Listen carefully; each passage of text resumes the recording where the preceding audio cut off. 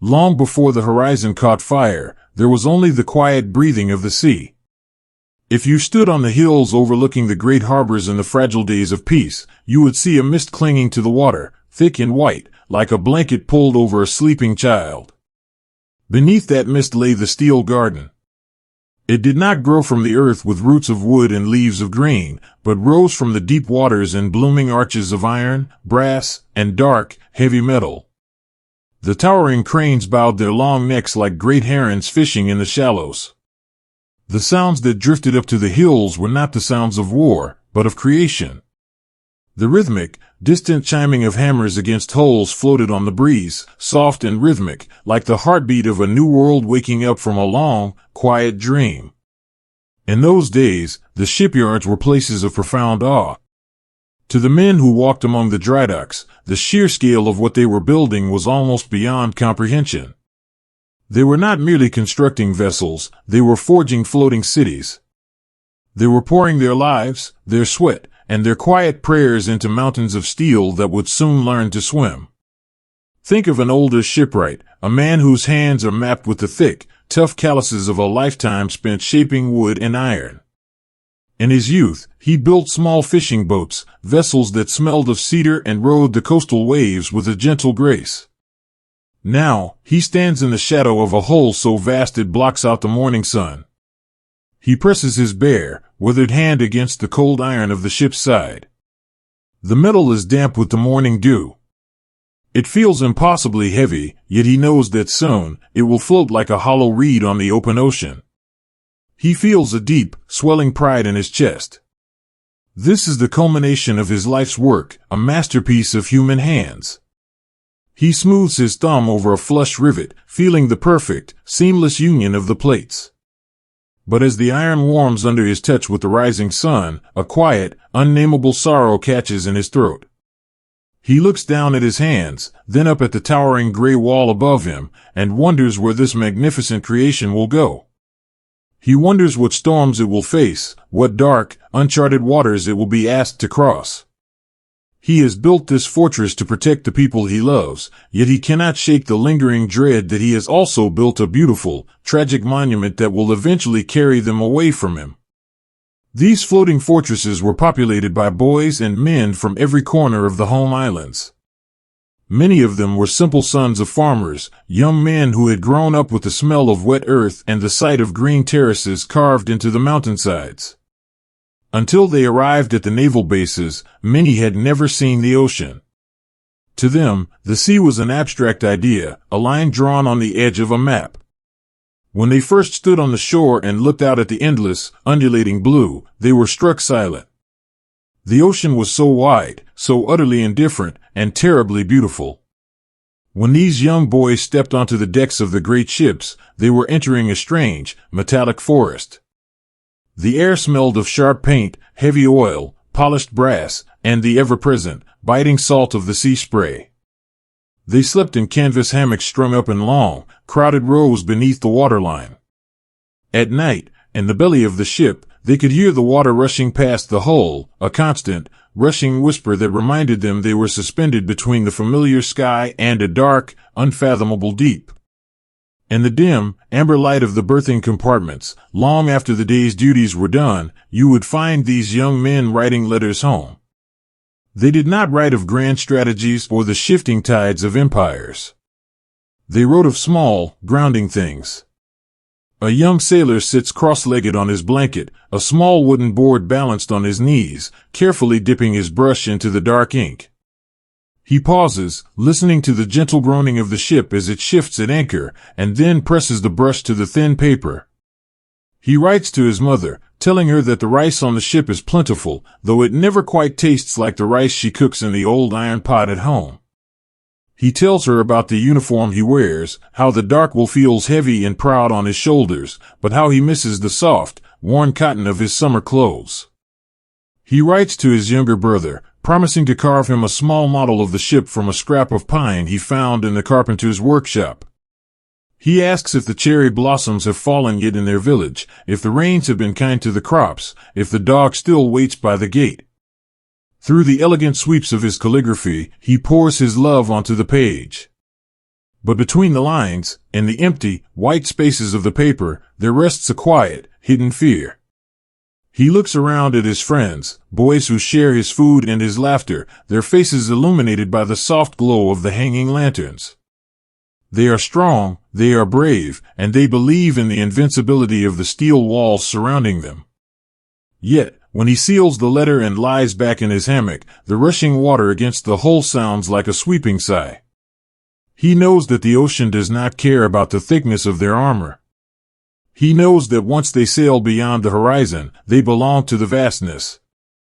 Back on the shore, the families watch the great gray silhouettes resting in the harbors. Women in simple aprons would pause from hanging the laundry, lifting a hand to shield their eyes from the glare of the sun on the water. They saw the ships as silent guardians, majestic and immovable. There was a profound sense of security in the sight of the fleet, a feeling that as long as these iron giants stood watch, the home they knew would be safe from the turning of the world. Yet, love always carries the shadow of worry. In the evenings, as the sun dipped below the mountains and the sky bruised into shades of violet and deep blue, the temples and small shrines would fill with quiet visitors. Mothers and wives lit sticks of incense, watching the fragrant smoke curl upward into the darkening air, dissipating into nothingness. They clapped their hands softly, bowing their heads in silent prayer. They did not pray for victory. They prayed for calm seas. They prayed for clear skies. They prayed that the boys who had learned to walk holding their hands would not be swallowed by the horizon. They watched the paper lanterns glowing softly on the porches, delicate and easily torn by a strong wind, and understood how fragile life truly was, even when wrapped in steel. The dichotomy of their existence was striking. The men on the ships spent their days performing rigorous drills, maintaining the complex machinery of their floating cities, polishing the glass of the optical rangefinders until it captured the light flawlessly. They moved with absolute precision, a unified organism made of thousands of beating hearts. They took immense pride in their immaculate ships, scrubbing the wooden decks with sand and holy stones until the planks were as white and smooth as bone. They believed in their training, in their commanders, and in the sheer, undeniable beauty of the fleet they had built together. But when the drills ended and the heavy sun began to sink into the ocean, painting the water in strokes of copper and gold, a heavy stillness would fall over the ships. The men would gather on the open decks, leaning against the railings, their faces bathed in the warm, dying light. They shared cigarettes, the red embers glowing like tiny, captured stars in the encroaching twilight. They spoke in hushed voices. In these quiet moments, the bravado melted away, leaving only the soft, vulnerable truth of their humanity. They looked out at the water stretching on endlessly in every direction. The horizon was not a line, but a mystery. It represented the edge of the known world, the boundary between the warmth of their homeland and the cold uncertainty of tomorrow. The sea breeze tugged at their collars, carrying with it a profound, lonely chill. They were surrounded by the greatest machinery ever conceived by their people, protected by thick armor belts and heavy iron doors, yet they felt incredibly small. They were merely men, carrying the heavy expectations of millions, floating on an ocean that had been there long before they were born, and would remain long after they were gone. The anxiety was never spoken aloud. It was a silent agreement, a burden carried collectively so that no one man had to bear its full weight alone. It was there in the lingering gaze a sailor cast upon the distant shoreline. It was there in the extra moment a father spent looking at a photograph of his children before tucking it carefully into his breast pocket. It was there in the careful, meticulous way the engineers checked the valves and gauges, knowing that out on the open sea, the ship was the only thing standing between them and the abyss. Eventually, the day would come for the fleet to leave the sanctuary of the garden. The night before departure was always the quietest. The ships hummed with a low, vibrating energy, like great beasts holding their breath in the dark. Below decks, thousands of men lay in their hammocks, listening to the familiar, comforting sounds of the ship. The clinking of a wrench dropped in the distance, the soft tread of the watchstander's boots on the metal ladders, the low murmur of voices from the companionways. They closed their eyes and let their minds drift back to the mountains, the rivers, the narrow streets, and the paper walls of home. They gathered their memories like precious stones, holding them close to the chest to warm them against the coming cold. When morning finally broke, the harbor was often wrapped in a thick, gray fog. The orders were passed down softly, a chain of whispered commands moving from the bridge to the engine rooms. The massive anchor chains groaned and shrieked as they were pulled from the mud, a mournful sound that echoed off the unseen hills. Slowly, almost imperceptibly at first, the giant ships began to move. They slipped through the mist like phantom islands, their sharp bows cutting cleanly through the still, dark water. There was no grand fanfare, no cheering crowds. Just the deep, steady thrumming of the engines vibrating up through the soles of the sailors' shoes. The men stood at attention on the decks, their faces stoic and still as the misty outline of the shore began to fade behind them. They watched the hills of their homeland dissolve into the gray fog, retreating into memory. The quiet dread that had lived in the back of their minds was now a reality. They were leaving the safety of the garden. They were stepping off the edge of the map, carrying their fears, their fragile hopes, and their unwritten letters out into the wild, untamed wilderness of the deep.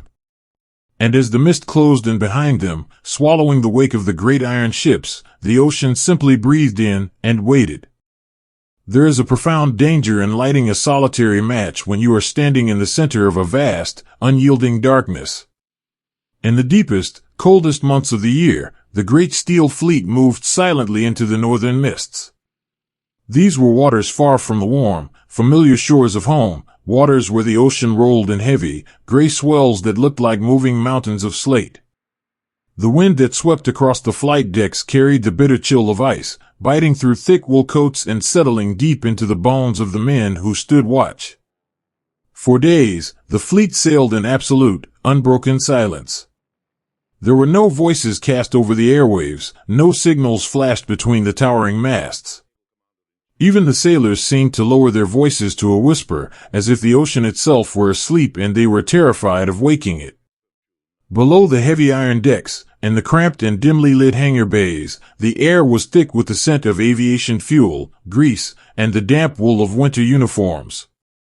Here, young mechanics worked with quiet, meticulous devotion. Imagine a young man from a quiet mountain village, his hands numb with cold, gently wiping a thin layer of frost from the canvas wing of an aircraft. He moves with the reverence of someone polishing a temple shrine. He does not think of empires or conquests. He thinks only of the pilot, a boy scarcely older than himself, who will soon trust his life to the delicate tension of these wires and the heartbeat of the engine he now tends.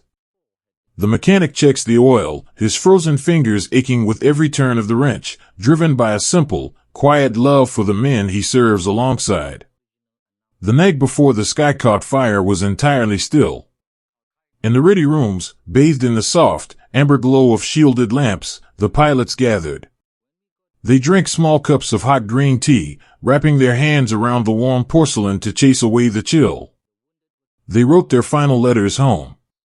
They did not write with the fiery ink of conquerors. Their words were soft, filled with apologies to their mothers for being a burden, and promises to their fathers that they would perform their duties with honor. One young aviator, with a face as smooth and unlined as a child's, carefully folded a lock of his black hair into a small piece of tissue paper.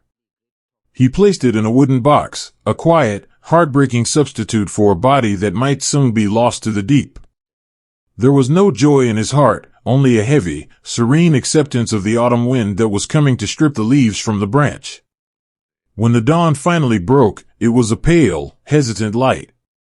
The engines roared to life, a sudden, violent sound that shattered the sacred silence of the sea. The planes lifted into the gray sky, one by one, rising and banking like a flock of dark birds turning into the wind.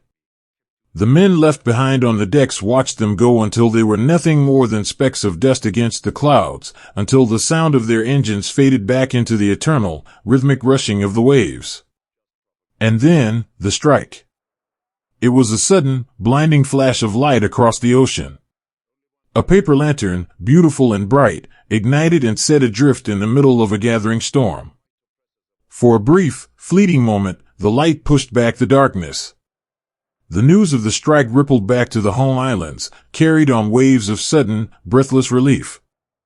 In the cities and the quiet farming villages, people celebrated. They paraded with colorful paper flags, they smiled, they believed that the brilliant flash of light meant the night was over. They believed the lantern would burn forever, casting a warm, protective glow over their homes. But out on the water, the men who sailed the ships knew the truth of the ocean. They knew that a flash of light does not conquer the dark, it only momentarily blinds you to how deep the shadows truly are. When the pilots returned, their faces were pale, their eyes wide with the exhaustion of having touched the edge of the world. They climbed down from their cockpits in silence. The mechanics rushed to greet them, touching the cold metal of the returning planes with trembling hands, weeping quiet tears of relief for the boys who had made it back. But beneath the relief, a subtle, creeping dread began to take root in the steel corridors of the fleet. As the ships turned southward, leaving the freezing mists for the brilliant, blinding blue of the tropical seas, the illusion of an easy dawn began to stretch and thin. The early days of their journey south felt almost like a dream. They sailed past islands ringed with white sand and crowned with emerald palm trees. The water was so clear it looked like liquid glass, reflecting the endless, unblemished sky. They dropped their anchors in quiet lagoons, and for a fleeting moment, the war seemed impossibly far away. Yet, in the quiet hours of the night, when the tropical heat settled heavily over the ships, the navigators would stand alone in the chart rooms. A seasoned officer leans over a wide, paper map, illuminated by the dim, red glow of a single compass light. He holds a pair of brass dividers, measuring the distance from their safe harbors to the new edges of their expanding world. He moves the brass points across the paper, from island to island, atoll to atoll. The blue space on the map is staggering. It is an emptiness so vast it makes his heart physically ache. He realizes, with a cold sinking feeling in his stomach, that they are stretching themselves across a void. They have cast a delicate net of paper and bamboo over an ocean that cannot be tamed. How do you build a wall of steel across thousands of miles of moving water? How do you protect a border that changes with the tide? He looks out the porthole into the velvet blackness of the night. He knows that the sudden strike, that brilliant flash of the paper lantern, has not ended the storm. It has only awakened it. Somewhere out there, beyond the curve of the earth, the darkness is shifting. The giant they struck in its sleep is stirring, rising slowly from the deep with a terrible, slow momentum. This quiet realization trickled down from the officers to the ordinary sailors. You could see it in the eyes of the men who stood the midnight watches, staring out at the gentle, lapping waves. A veteran boatswain, a man who has spent more of his life on the water than on land, stands by the rail, smoking a cigarette. The smoke curls up into the humid air, vanishing instantly into the vastness. He listens to the young recruits laughing softly a few paces away, their voices full of the temporary confidence of those who have not yet learned to fear the horizon. The older sailor does not laugh. He feels the subtle, rhythmic vibration of the ship beneath his feet, the hum of the engines working tirelessly just to keep them in place against the current. He understands that they are merely visitors in this infinite, blue expanse. They have scored a victory, yes. They have planted their flags on distant shores. But a flag is just a piece of cloth catching the wind, and the ocean is entirely indifferent to the colors it bears. He remembers the letters he has written to his wife, the way he assured her the war would be brief, that the strike had secured their future. But standing here, enveloped by the immense, crushing silence of the Pacific night, he feels the weight of a terrible lie. He knows that the light they sparked was too bright, too sudden. It consumed too much oxygen. Now, they are left to tend to a fragile, flickering flame, cupping their hands desperately around it to shield it from the wind. Every mile they sailed further from home was another mile the wind had to travel to reach them, another mile of vulnerability. The ships were beautiful, their crews were devoted, their spirits were willing to endure any hardship. But devotion cannot build a bridge across the sea. Courage cannot calm a typhoon. The young boys sleeping in their canvas hammocks below the waterline dreamed of home, of the cherry trees blooming in the spring rain, of the soft sound of wooden sandals on stone streets. They slept peacefully, wrapped in the protective embrace of their steel fortress, completely unaware that the walls were growing thinner with every passing day. They did not yet understand that the vastness they had sailed into to protect their families was the very thing that would soon swallow them whole. The paper lantern was still aloft, drifting higher into the night sky, its soft, golden glow reflecting gently on the dark waters below. It was a beautiful, melancholic sight. But the wind was already changing. The air was growing heavy. And deep in the unseen distances of the ocean, the first, low rumbles of thunder began to roll across the deep, singing a quiet, devastating lullaby to the fragile light. The ocean, they were beginning to learn, did not care how many flags they planted upon its shifting sands. When the great fleet had first sailed outward, carrying the sons of the home islands into the deep expanse of the Pacific, there was a quiet, breathless euphoria. They had drawn a circle on the map, a vast and sweeping boundary that captured thousands of miles of water, coral, and emerald foliage. They believed they were weaving a grand, protective tapestry, a shield of islands that would keep the storms of the world safely away from their shores. But maps are small, flat, and deceiving. A line drawn in ink takes only a second to create, but a line held in the middle of the sea requires 1,000 lonely souls to stand watch in the dark. Far from the bustling harbors and the towering steel cranes of their homeland, the reality of this new world began to settle over the men. They found themselves on tiny, sun-bleached atolls, little more than solitary rings of white coral and palm trees holding their breath in the middle of an endless, suffocating blue. In the early days, these islands seemed like paradise. The water was a brilliant, glassy turquoise, and the air was sweet with the scent of wild blossoms. The young men, many of whom had never left the snowy mountains or the crowded, rain-swept streets of their childhoods, walked along the pristine beaches with a sense of wonder. They collected smooth shells to send back to their younger sisters and laughed as they tried to open strange, hard-shelled fruits with their bayonets. But as the weeks stretched into months, the paradise began to change its shape. The blinding beauty of the midday sun became a heavy, exhausting weight. The gentle, rhythmic rushing of the tide, which had once sounded like a soothing lullaby, became a constant, mocking reminder of the thousands of miles of water that separated them from everything they loved. When the sun finally dipped below the horizon, painting the sky in bruised shades of violet and ash, the profound isolation truly took hold. The nights on the atolls were so dark, and the sky was terribly, unnervingly clear. A young soldier sits in the cooling sand, his back resting against the rough trunk of a palm tree. He tilts his head back and looks up at the stars, but he finds no comfort there. The constellations are wrong. The familiar stars that used to guide him home from the rice fields are hidden behind the curve of the earth, replaced by the strange, brilliant diamonds of the Southern Cross. He has never felt so far away. He rests a small, wooden board across his knees, a single sheet of thin paper glowing faintly in the moonlight. He uncaps his pen. He wants to write a letter to his mother, to tell her that he is strong, that the empire is vast, that he is doing his duty. But the words will not come.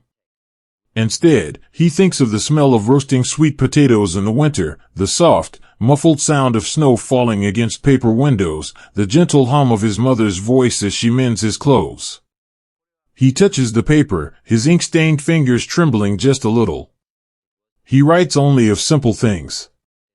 He asks if the roof has been repaired before the rainy season. He asks if his father's back is aching less these days. He folds the paper carefully, knowing it might be weeks, or even months, before a ship arrives to carry it across the void. This was the quiet, creeping dread that began to infect the outposts of the ocean. It was not a sudden terror, but a slow, sinking realization of their own fragility. The men who guarded these distant shores were not military strategists, but they possessed the quiet wisdom of those who live at the mercy of the elements. They looked out at the horizon, a perfect, unbroken circle of blue, and they understood a terrifying truth. The protective umbrella they had been sent to hold up was stretched far too thin. The fleet that had brought them here, those magnificent floating cities of steel and pride, could not be everywhere at once. The ocean was simply too wide. To protect one island meant leaving another alone in the dark. The grand, iron shield was full of invisible gaps, wide expanses of empty water where a storm could easily slip through. The soldiers and sailors stationed on these lonely fringes realized they were no longer the vanguard of an expanding dream. They were tiny, fragile tripwires, waiting in the silence to be broken. You could see this realization in the eyes of the older men, the seasoned petty officers who walked the perimeters at dawn. They watched the horizon not with the eager anticipation of victory, but with a quiet, lingering anxiety. Every cloud shadow passing over the water looked, for a fleeting second, like the silhouette of a ship. Every sudden splash of a seabird diving for a fish sent a subtle ripple of tension through their shoulders.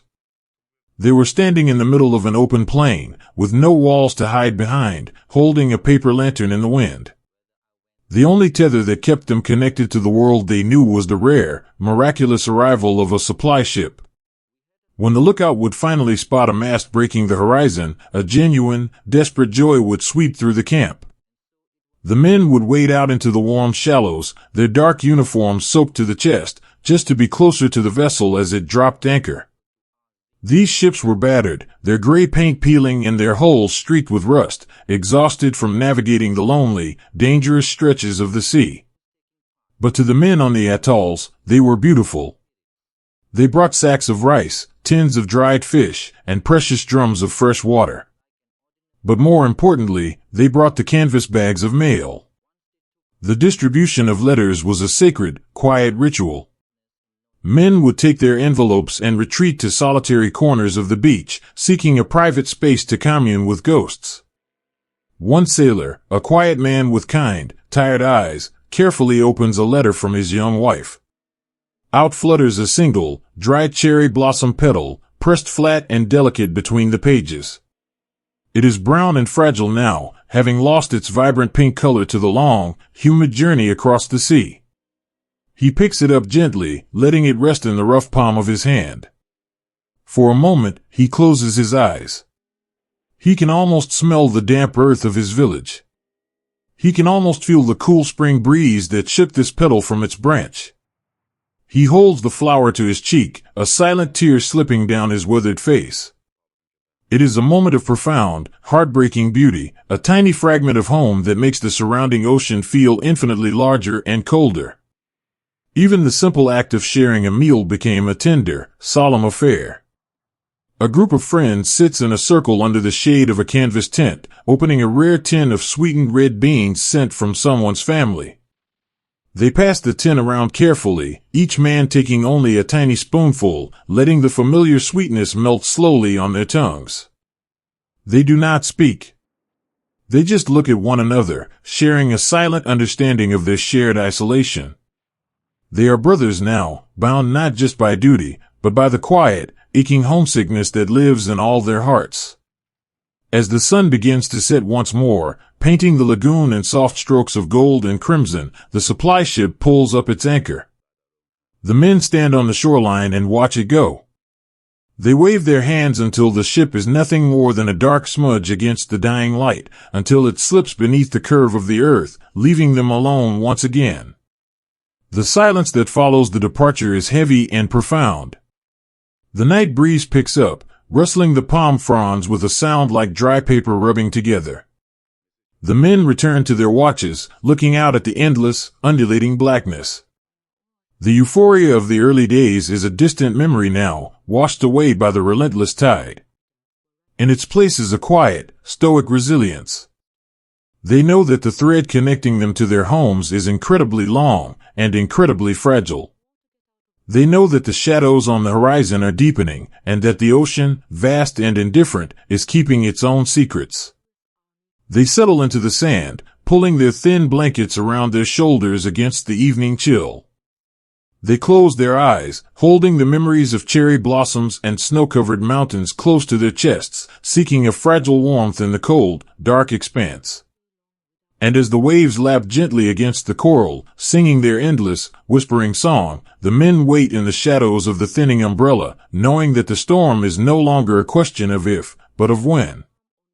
There is a unique and terrifying silence that falls over the water when you realize the ghost you are hunting is also hunting you. In the warm, heavy embrace of the southern latitudes, where the ocean turns a shade of blue so deep it looks almost like velvet, the great fleet sailed into a new kind of dawn. The air here in the Coral Sea was thick and sweet, carrying the faint, humid breath of distant, unseen jungles. The water was unnervingly calm, reflecting the morning clouds like a flawless, giant mirror. On the open decks of the aircraft carriers, the sailors moved with their usual quiet grace. They swept the wooden planks, polished the brass fittings until they gleamed like captured sunlight, and checked the heavy ropes with calloused, careful hands. To look at them, you would think it was just another morning in the steel garden. They wore the same crisp uniforms, they shared the same quiet jokes in the mess hall over bowls of steaming rice, and they carried the same fierce, unspoken pride in their hearts. Since the day they had left their homes, they had carried an invisible shield of invincibility.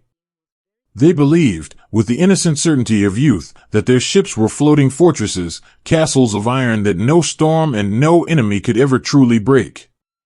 They had drawn a circle around the ocean, and they believed the ocean belonged to them. But on this strangely beautiful morning, the nature of the world shifted. It did not happen with a grand, deafening roar, but with a slow, unsettling whisper. The pilots awoke long before the sun.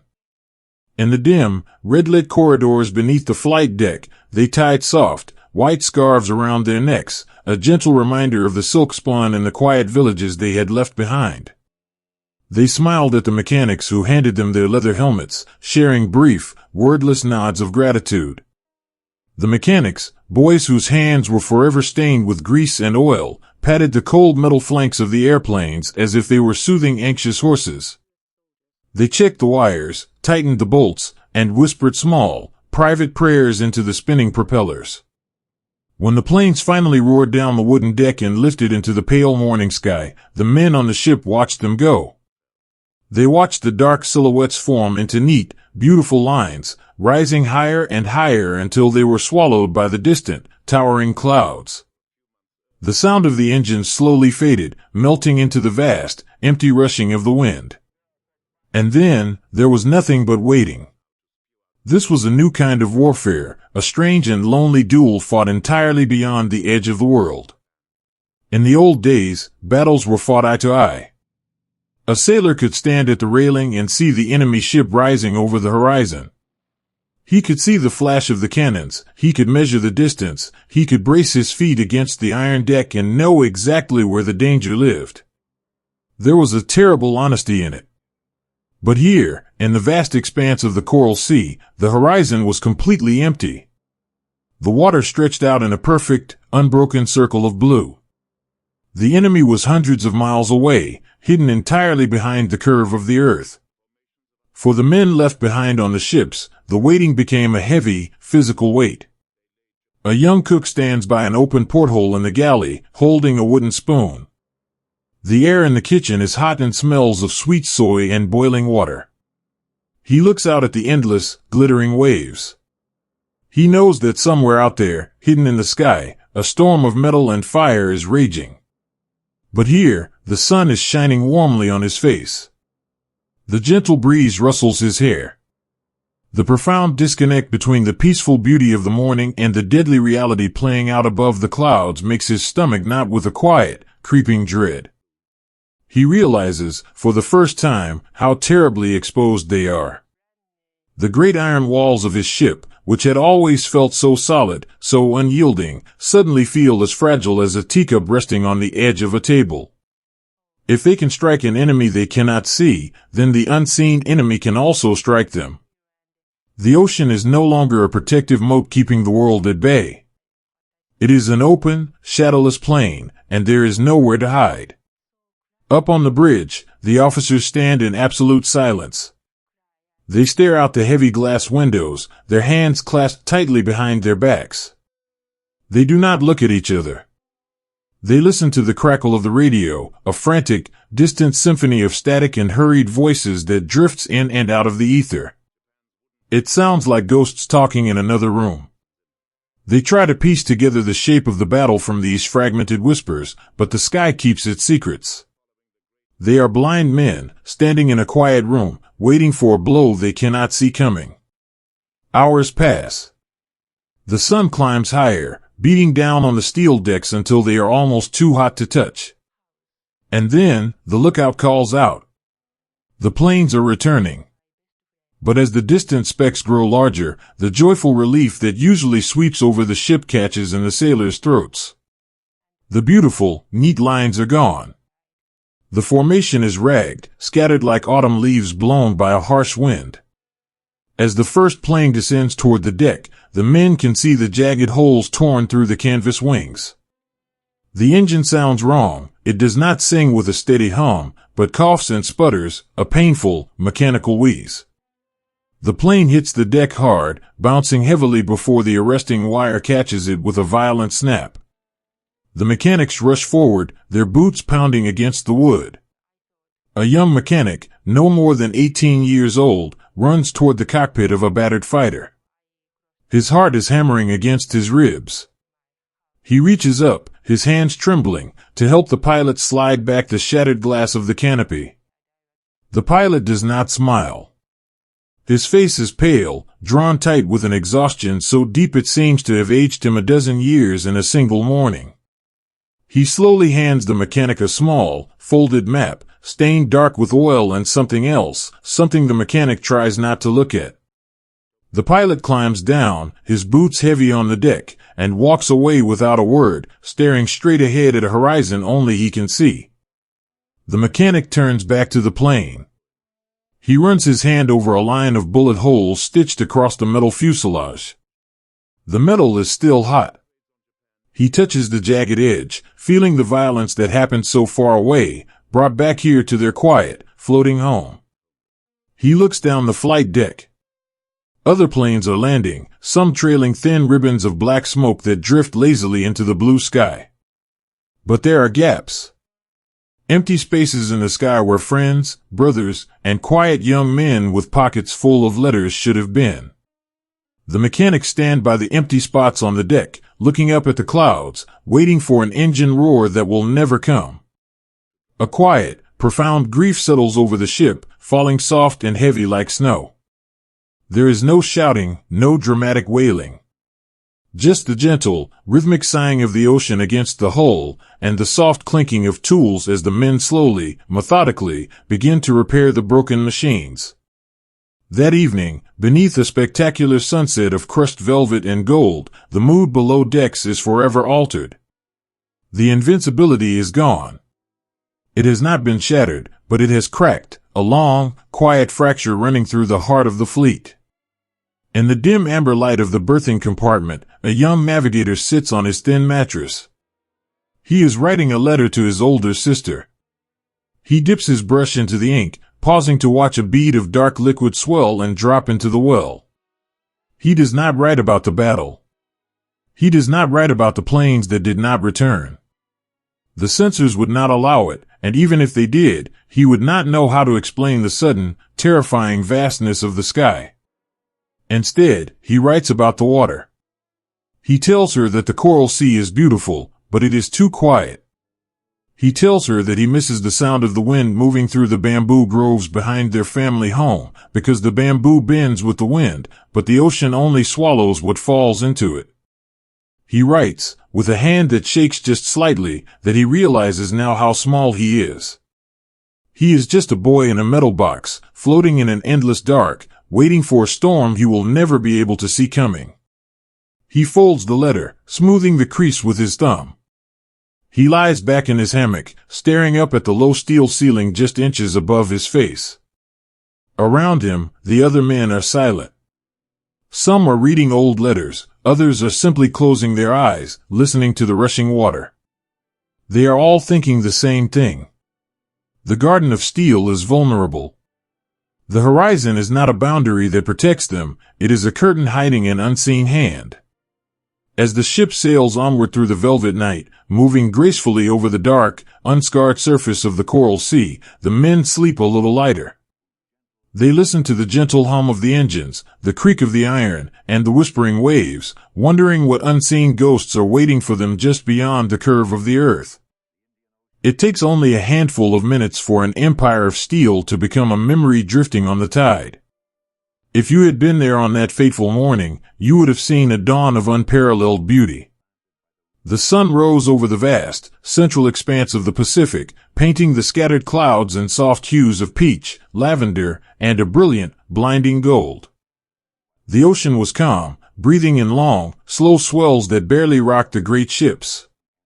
The fleet moved together in a graceful, silent choreography, leaving long white ribbons of wake upon the dark blue water. From the highest platforms of the towering pagodas, the lookouts squinted into the morning light, their faces warmed by the sun. To them, the world felt entirely right. Despite the subtle cracks that had begun to form in their armor just a few weeks prior, the men of the fleet still carried a deep, unshakable belief in their own invincibility. They were the proudest sailors on the water, sailing the most magnificent vessels ever forged by human hands. Deep within the metal bellies of these giant ships, the day had begun with a frantic, exhausting rhythm. Down in the enclosed hangar decks, the air was already heavy, thick with the pungent, unmistakable scent of high-octane aviation fuel, hot engine oil, and the salty dampness of the sea. Here, beneath the bright wooden flight decks, hundreds of young men were engaged in a hurried, complex dance. They were armorers and mechanics, boys who had traded the quiet fields of their farming villages for a life surrounded by heavy iron and roaring engines. Imagine a young mechanic, barely 19 years old, his uniform stained dark with grease. His hands are blistered and calloused, aching from the sheer physical labor of the morning. Orders had come down from the bridge, then changed, and then changed again. He and his friends had been ordered to remove heavy torpedoes from the waiting aircraft and replace them with bombs, a delicate and terrifying task that required them to carefully lower the massive, explosive cylinders onto wooden carts and wheel them across the crowded, rolling deck. The hangar was a chaotic maze of fuel hoses, scattered tools, canvas wings, and iron weapons stacked precariously against the bulkheads. The young man wipes his brow with the back of his forearm, leaving a dark smudge across his forehead. He takes a deep breath of the heavy air and smiles faintly at the boy working next to him. They are exhausted, their muscles trembling with fatigue, but they do not complain. They believe that their hard work is the heartbeat of the fleet. They believe that as long as they do their duty, the protective walls of their floating city will keep the dark world out. He thinks, just for a fleeting moment, of the letter tucked safely in his locker, a letter from his father, praising him for serving on such a majestic, unsinkable ship. And then, the sky opened. It did not begin with a deafening roar, but with a strange, unnatural whistling sound that seemed to fall from the very clouds themselves. Up on the decks, men looked up, shielding their eyes against the glare of the morning sun. High above, dropping through the scattered white clouds, small silver shapes were falling like heavy raindrops. For a single, surreal heartbeat, time seemed to stand completely still. The sailors watched the falling shapes with a quiet, incomprehensible wonder, unable to bridge the gap between the beautiful, peaceful morning and the sudden shadow of ruin descending upon them. When the fire came, it did not merely burn, it blossomed. It was as if a sudden, terrible storm had broken inside the ship itself. The stacked munitions, the winding fuel hoses, the beautiful, canvas-winged planes, everything caught in a chain of blinding light and crushing heat. The proud, iron walls of the hangar deck, which had felt so invincible just moments before, folded and tore like thin paper. For the young mechanic, the world dissolved into a profound, ringing silence. He found himself thrown against a cool metal wall, the breath knocked entirely from his lungs. The bright, electric lights of the hangar flickered and died, replaced by the angry, twisting orange glow of fire. The air grew impossibly hot, searing his lungs with every desperate breath. He scrambled to his feet, moving through the thick, choking smoke. There was no grand heroism in these moments, only the quiet, desperate instinct to survive. He helped a blinded friend to his feet, pulling him toward the narrow metal ladders that led up to the open air. They climbed, their hands burning on the heated iron railings, leaving the shattered remnants of their beautiful machines behind. When they finally stumbled out onto the flight deck, the sky was obscured by towering pillars of black smoke. The ship, the magnificent Leviathan that had been their entire world, was dying. It was listing heavily to one side, groaning with a deep, metallic sorrow that vibrated through the soles of their shoes. The wood of the deck was splintered and burning. Officers, their crisp uniforms covered in ash, were moving among the men, their voices soft but firm. There was no panic, only a heavy, heartbreaking realization. The order was given, passed quietly from man to man. Abandon ship. The young mechanic stepped to the edge of the sloping deck. He looked down at the dark, swirling water far below. He carefully unlaced his heavy boots, leaving them in a neat pair on the deck, a final, small act of order in a world that had suddenly descended into chaos. He closed his eyes, took a breath of the smoky air, and stepped out into the void. The impact of the water was a shocking, icy embrace. For a moment, he sank deep beneath the surface, away from the roaring fires and the frantic cries. Down in the deep blue silence, everything was peaceful. The water was cool and weightless. He opened his eyes and saw the sunlight filtering down through the waves, distorted by the thick layer of black oil spreading across the surface. It was a beautiful, tranquil twilight, and for a seductive second, he wanted to simply close his eyes and drift into the quiet. But the memory of his father's letter, the image of his home, pulled him back. He kicked his legs, fighting through the resistance, until he broke the surface, gasping for the sweet, open air. The surface of the ocean had transformed into a nightmare. The water was thick with a heavy, suffocating sludge of black oil. It coated the men, stinging their eyes and filling their mouths with the bitter taste of burnt earth. The young mechanic found a piece of floating wooden debris, the shattered remnant of a boat, and clung to it. He looked around, wiping the thick oil from his eyes. All around him, hundreds of men were bobbing in the water, their faces blackened, their expressions unreadable masks of shock. They gathered together, forming small, floating clusters of shared humanity in the vast, indifferent ocean. An older sailor, a man whose hair was silver beneath the black oil, swam over to the young mechanic. He did not say a word, but simply rested his hand on the boy's shoulder, offering the quiet, grounding warmth of another living soul. Nearby, a group of sailors had linked their arms over a floating piece of canvas. One of them, a boy with a badly burned arm, began to softly sing a folk song from his home province, a gentle lullaby about a river winding through a green valley. The others joined in, their voices weak and trembling, a fragile choir singing into the smoke to keep the terror at bay. From the water, they watched the final moments of their floating cities.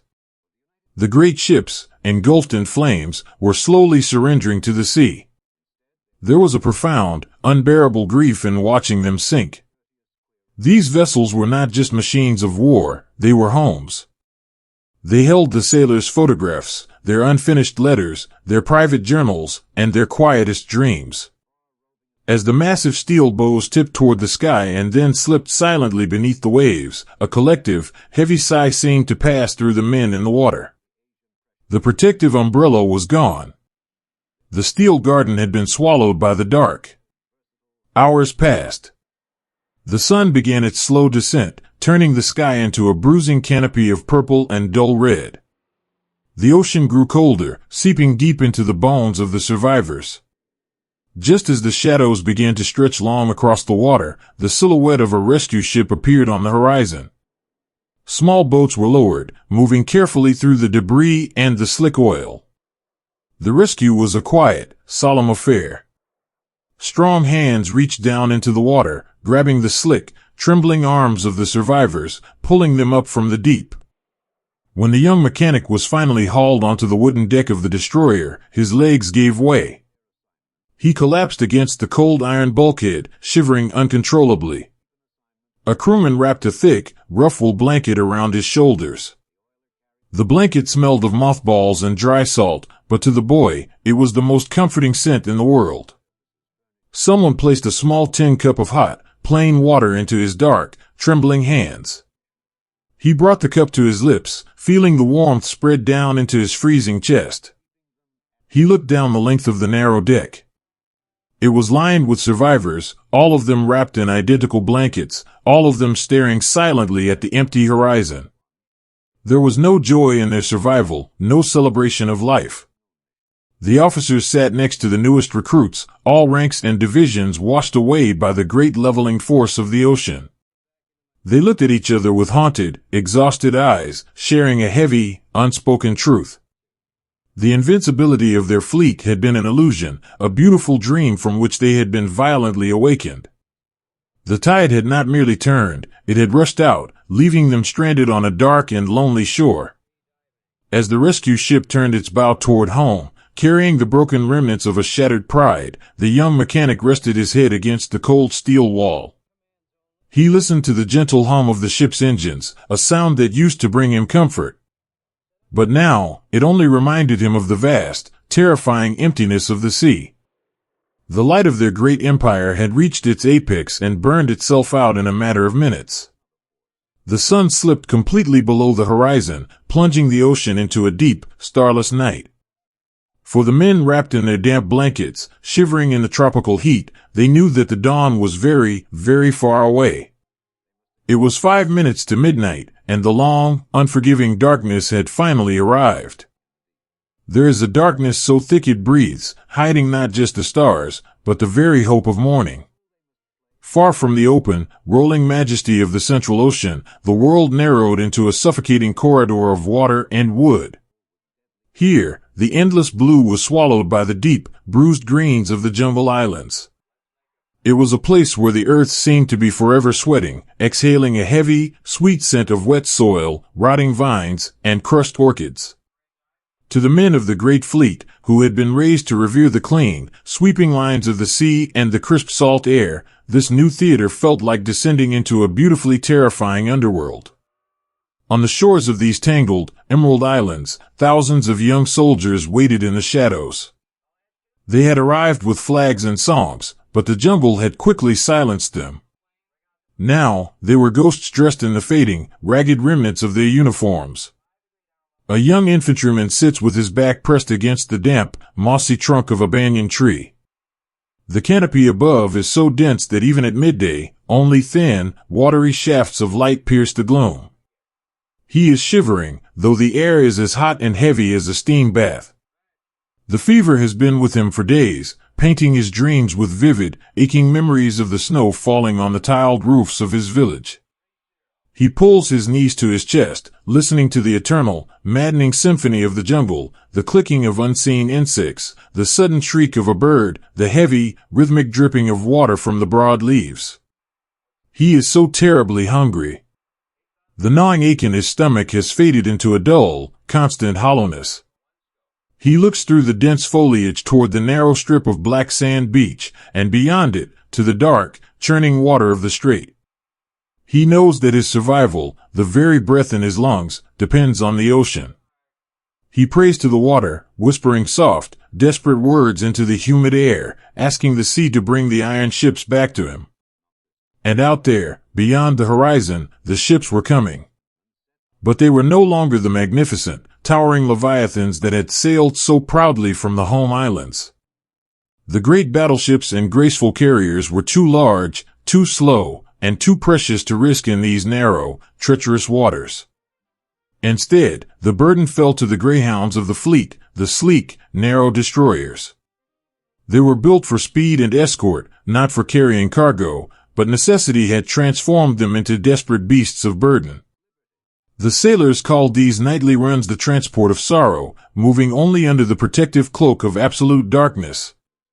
By day, they hid in sheltered coves hundreds of miles away, tying the branches of palm trees to their steel masts to blend in with the jungle backdrop. But when the sun dipped below the horizon, painting the sky in deep, bruised violets, the engines would roar to life. Imagine a young sailor standing on the slanted, vibrating deck of one of these destroyers. His face is gaunt, his eyes hollowed out by days of unbroken wakefulness. The pristine, white-scrubbed decks of the early war are a distant memory.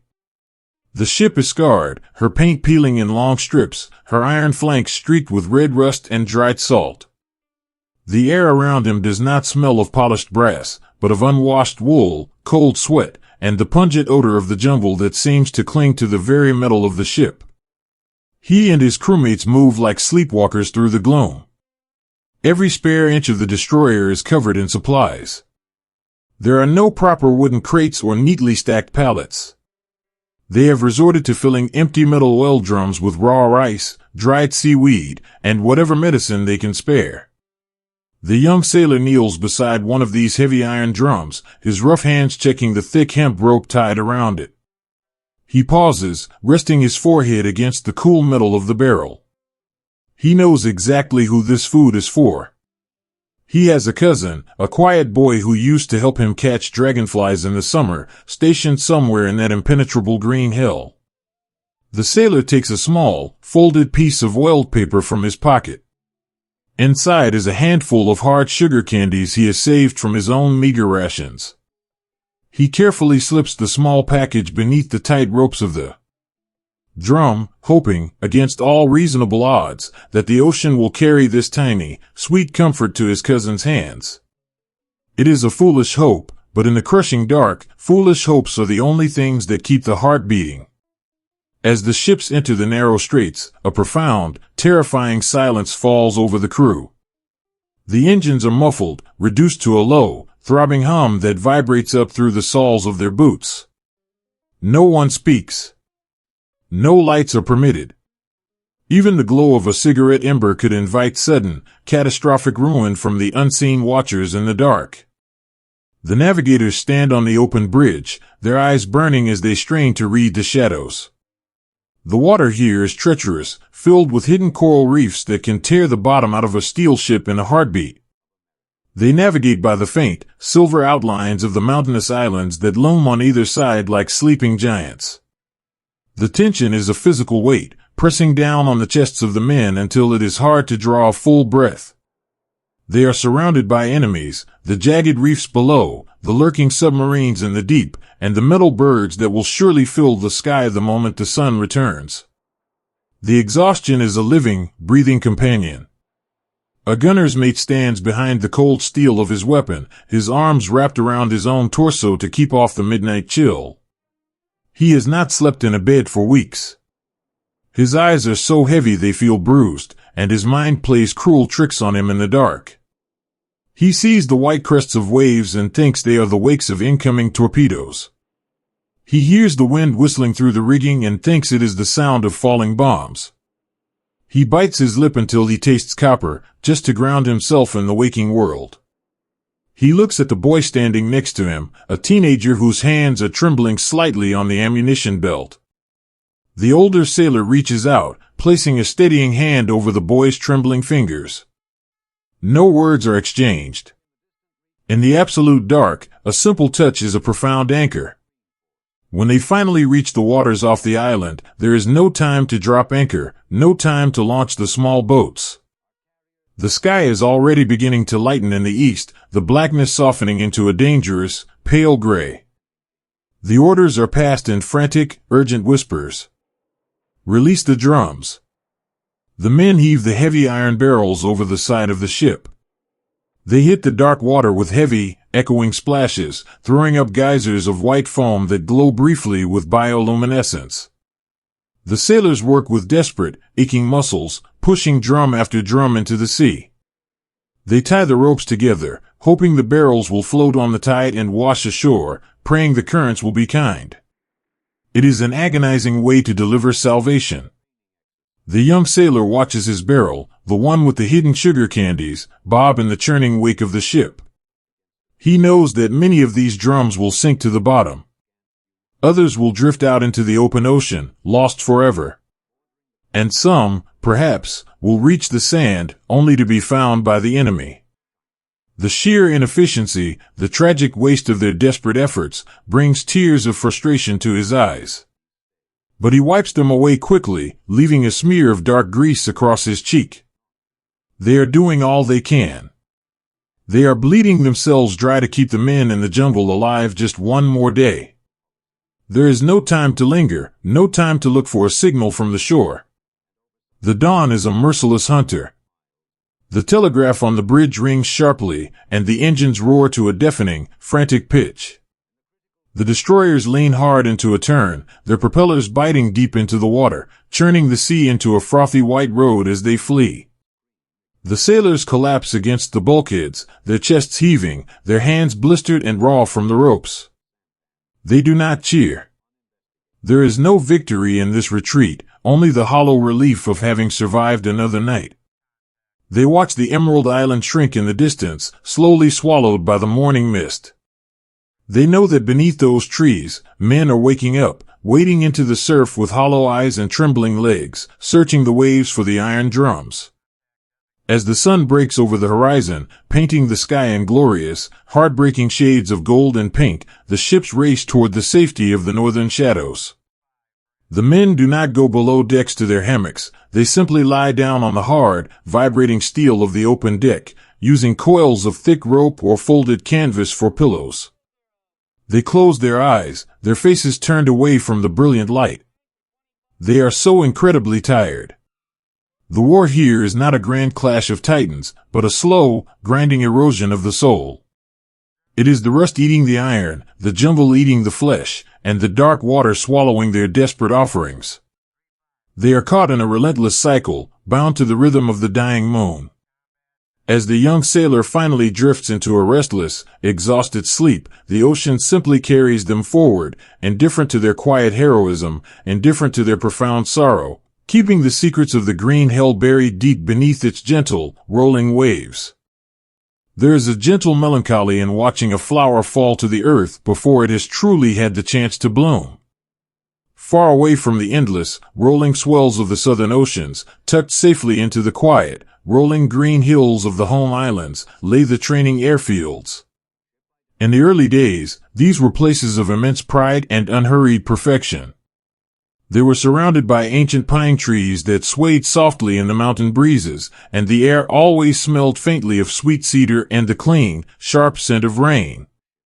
It was a place where time moved with a deliberate, graceful rhythm. Here, young men were once taught the intricate, delicate art of flight over many long, golden seasons. They were taught to understand the poetry of the wind, to feel the subtle shifts of air pressure against the canvas of their wings, and to read the clouds as if they were ancient, sweeping calligraphy. But as the war across the horizon stretched on, and the vast, hungry ocean began to swallow the great steel ships and the seasoned men who sailed them, the rhythm of the airfields began to change. The unhurried grace was replaced by a quiet, desperate urgency. The golden seasons were compressed into fleeting weeks. If you walked across the grassy airstrips in the pale light of dawn, you would see the veteran instructors standing by the hangars. These were men who had flown in the early, triumphant days. They walked with a quiet, heavy dignity. Some bore the invisible scars of the sea, others walked with a slight limp, or carried the lingering ache of the cold in their joints. They had been sent back to the quiet hills to teach, but their eyes still held the reflection of the vast, terrifying blue of the open ocean. When these older men sat together in the evenings, sipping hot, bitter tea in the dim light of paper lanterns, they rarely spoke. They did not need to. They shared a profound, unspoken grief. They remembered the men they used to fly with, the masters of the sky, whose movements were as fluid and beautiful as falling silk. They remembered the way their friends would smile before pulling their goggles down, the effortless way they would lift their machines into the wind. But those masters were gone now. They had vanished into the mist of the southern seas, their beautiful machines swallowed by the dark water, leaving behind only empty chairs in the mess hall and a terrible, echoing silence. Into this silence came the new students. They arrived on the trains, stepping down onto the wooden platforms with wide, wondering eyes. They were so incredibly young. Their faces were smooth, completely untouched by the razor, and their cheeks still held the soft, round innocence of childhood.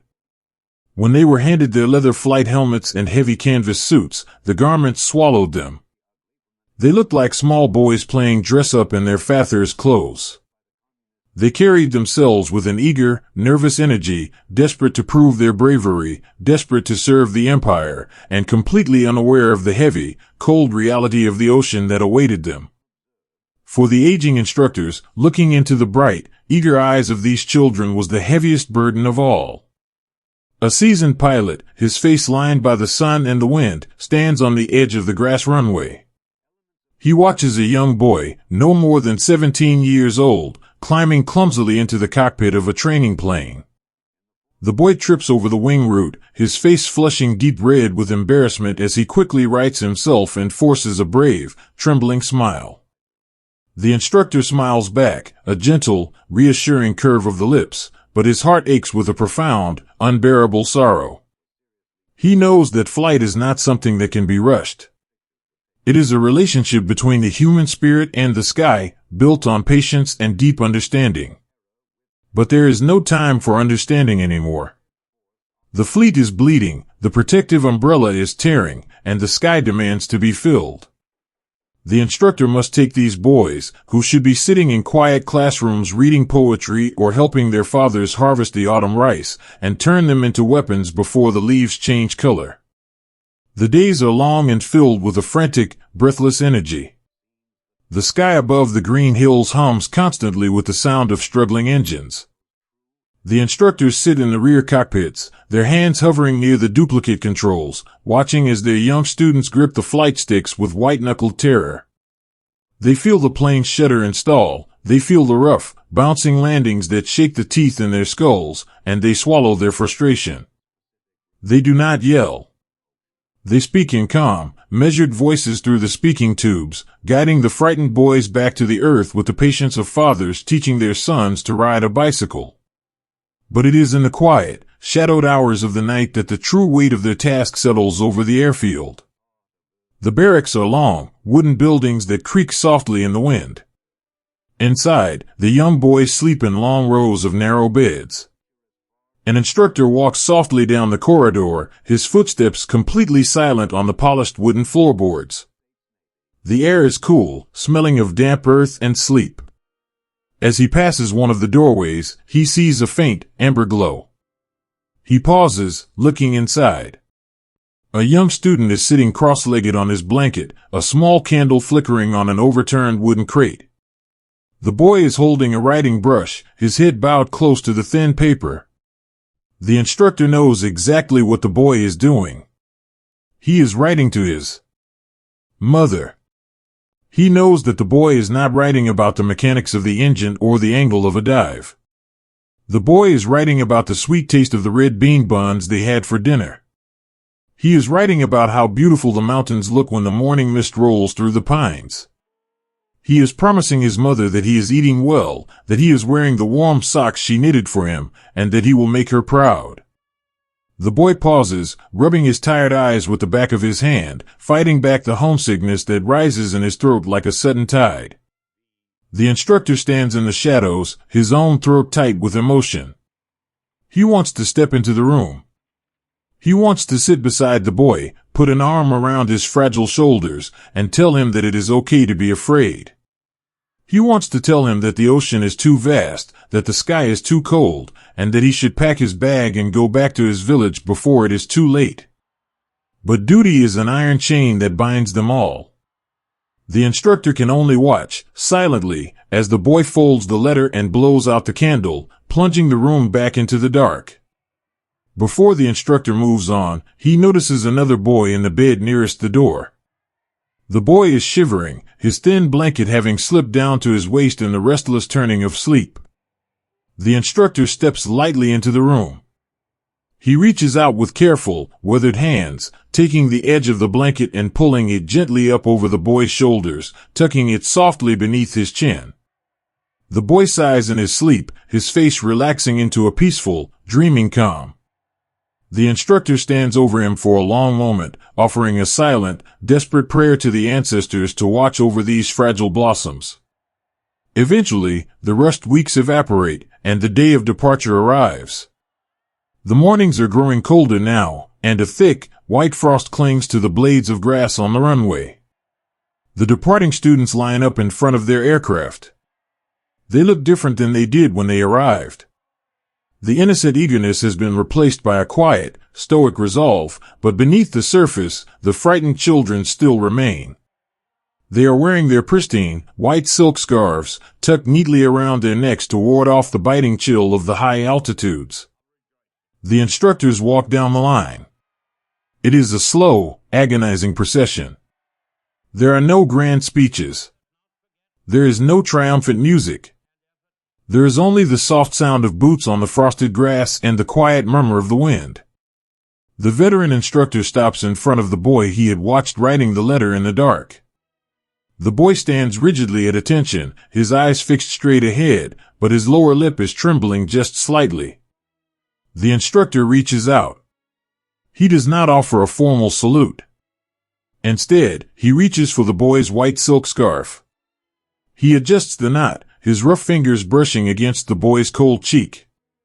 He smooths the fabric with a tender, deliberate slowness, trying to pour all of his unspoken affection, his sorrow, and his apologies into this one small, human gesture. The wind is calm today, the instructor whispers softly. Follow the clouds. They will show you the way. Yes, sir, the boy replies, his voice barely more than a breath. The instructors step back, falling into a silent line. The boys turn and climb into their machines. The engines cough, sputter, and roar to life, shattering the peaceful silence of the morning. One by one, the planes roll down the grass, lifting heavily into the pale winter sky. The instructors do not turn away. They stand with their hands clasped behind their backs, their faces tipped upward, watching the small, dark silhouettes climb higher and higher.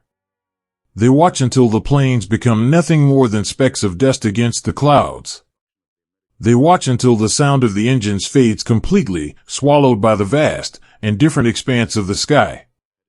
When the sky is finally empty, a profound, heavy silence descends upon the airfield. The wind rustles through the pine trees, a lonely, sweeping sigh. The veteran instructor lowers his head. He looks at the empty, crushed grass where the planes had rested just moments before. He knows that they have just cast a handful of delicate, paper blossoms into a raging storm. He knows that the Southern Ocean is waiting, cold and deep. He turns slowly, his limp feeling a little more pronounced in the morning chill, and begins the long walk back to the empty barracks. He walks in the quiet, carrying the ghosts of the old masters, and now, the fragile memories of the young boys. The war goes on, the sky remains hungry, and the beautiful, tragic cycle continues, leaving only the rustling wind and the fading blossoms in its wake. There is a particular kind of cold that settles in the soul when you realize the invisible thread tethering you to your home has finally snapped. To understand the fading of the empire, you must first look away from the vast, open battlefields and the great, armored warships, and turn your gaze back to the quiet, narrow streets of the home islands. It is autumn.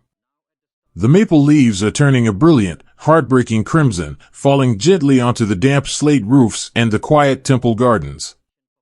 But beneath this breathtaking seasonal beauty, a deep and hollow silence has begun to take root. The bustling markets, once fragrant with the smell of roasting fish, sweet soy, and fresh citrus, are now painfully empty. The wooden stalls sit bare. In a small house with paper walls, a mother kneels on the woven tatami mat. The morning air is sharp with the coming winter chill. She opens a small wooden lacquered box, her movements slow and deliberate. Inside, there is only a handful of rice, the grains pale and translucent like tiny pearls. She measures it out carefully, counting almost every individual grain, stretching it with water and chopped sweet potato vines to fill the bowls of her sleeping children. She does not complain. She wears her faded cotton kimono with absolute dignity, but her hands are growing thin, and the shadows beneath her eyes are bruised with exhaustion. She looks out the sliding door toward the sea, a silver ribbon shimmering in the distance. She knows that her island nation breathes through the ocean. The sea has always been their garden, their highway, their lifeline. Everything that keeps the fires burning, everything that fills the bowls, must come across the water. But the water has grown dark. An invisible ring of iron is tightening around their shores, slowly, silently choking the breath from the land. Far out on that dark water, navigating the perilous stretches of the southern seas, sails the lifeline of the homeland. But these are not the magnificent, towering leviathans of the great navy. These are the merchant ships. They are old freighters, their hulls streaked with heavy rust, their paint peeling away in long, gray strips. They sit low and heavy in the water, their holds groaning under the weight of precious coal, barrels of thick black oil, and canvas sacks of rice harvested in distant, tropical fields. The men who sail these tired vessels are not the pristine, sharply dressed sailors of the Grand Fleet. They are the forgotten souls of the sea. Many are old men, their faces withered and lined like the bark of an ancient oak, men who had spent their entire lives fishing the coastal waters and thought their days of navigating the deep ocean were long behind them. Beside them stand young boys, barely old enough to shave, wearing oversized, hand-knit sweaters to ward off the biting wind. They are civilians, fathers, and grandfathers, swept into the relentless, hungry current of the war. They know exactly what they carry. They know that the cargo beneath their feet is the only thing standing between their families and starvation. And they know, with a quiet, terrifying certainty, that the chances of bringing this cargo home are slipping further away with every passing day. The ocean, which they have loved and respected all their lives, has been transformed into a haunted forest. Beneath the gentle, rolling waves, unseen hunters are waiting. The enemy submarines do not announce their presence with the thunder of cannons or the roaring of engines. They are phantoms, gliding silently through the freezing, pitch-black depths, watching the surface through the singular, unblinking eye of a periscope. For the merchant mariners, the terror is not a sudden, violent clash, but a slow, agonizing vigil. The fear is a living, breathing thing that walks beside them on the deck. It sits with them in the mess hall as they eat their meager rations, and it lies down with them in their cramped bunks, keeping their eyes wide open in the dark. Imagine an old merchant captain standing on the open bridge of his rusting freighter. The night is completely black, the sky smothered by a thick, heavy overcast that hides the moon and the stars. The ship moves without a single light, a ghost ship sailing through a void. The only sound is the deep, rhythmic thrumming of the old steam engine, a sound like a tired, struggling heart. The captain holds a cup of hot, pale tea in his trembling, calloused hands. He does not drink it, he only holds it to feel the warmth against his skin. He peers out into the impenetrable darkness, his eyes straining until they water. He is looking for a ghost. He is looking for the faint, silvery streak of a torpedo wake cutting across the black water, a warning that will give him perhaps 30 seconds to react. 30 seconds to turn a heavy, lumbering ship. 30 seconds to save the lives of the men he views as his own sons. The exhaustion he feels goes far beyond the physical ache in his bones. It is the crushing weight of responsibility. He knows that his ship is entirely defenseless. There are no heavy armor belts, no rapid-fire guns to protect them. They are a fragile wooden box filled with life, floating over an abyss of death. He sighs, a long, ragged sound that is swallowed instantly by the wind, and raises his binoculars again, searching the shadows. Down on the main deck, near the bow, a young lookout stands his lonely watch. He is wrapped in a thick, woolen coat, his hands stuffed deep into his pockets to keep his fingers from going numb. The sea spray hits his face like tiny, freezing needles. He is trying desperately to stay awake, his heavy eyelids drooping, his mind drifting back to the warmth of a charcoal brazier in his family's small home. He blinks rapidly, shaking his head to clear the beautiful, distracting memories. The ocean is playing tricks on him. Every time the wind whips the top off a wave, creating a sudden flash of white foam, his heart leaps into his throat. He grips the cold iron railing, his breath coming in short, panicked gasps, until he realizes it is only the wind. It is only the sea. He feels a heavy hand settle gently on his shoulder. He jumps, turning quickly to see the ship's cook, a round-faced, gentle man who always smells of flour and dried fish. The cook smiles softly, the wrinkles around his eyes deepening in the gloom. He hands the young lookout a warm, baked sweet potato, wrapped carefully in a scrap of old newspaper. "Eat," the cook whispers softly, his voice barely audible over the rushing water. "It will keep the cold out of your bones." The boy takes the sweet potato, feeling its wonderful, radiating heat. He peels back the paper and takes a bite. It is sweet and earthy, a sudden, blinding taste of home in the middle of a terrifying emptiness. He looks at the cook, tears welling up in his eyes, not from fear, but from the profound beauty of this small, simple kindness. In a world that has grown so cold and dangerous, this shared meal is a fragile, beautiful light in the dark.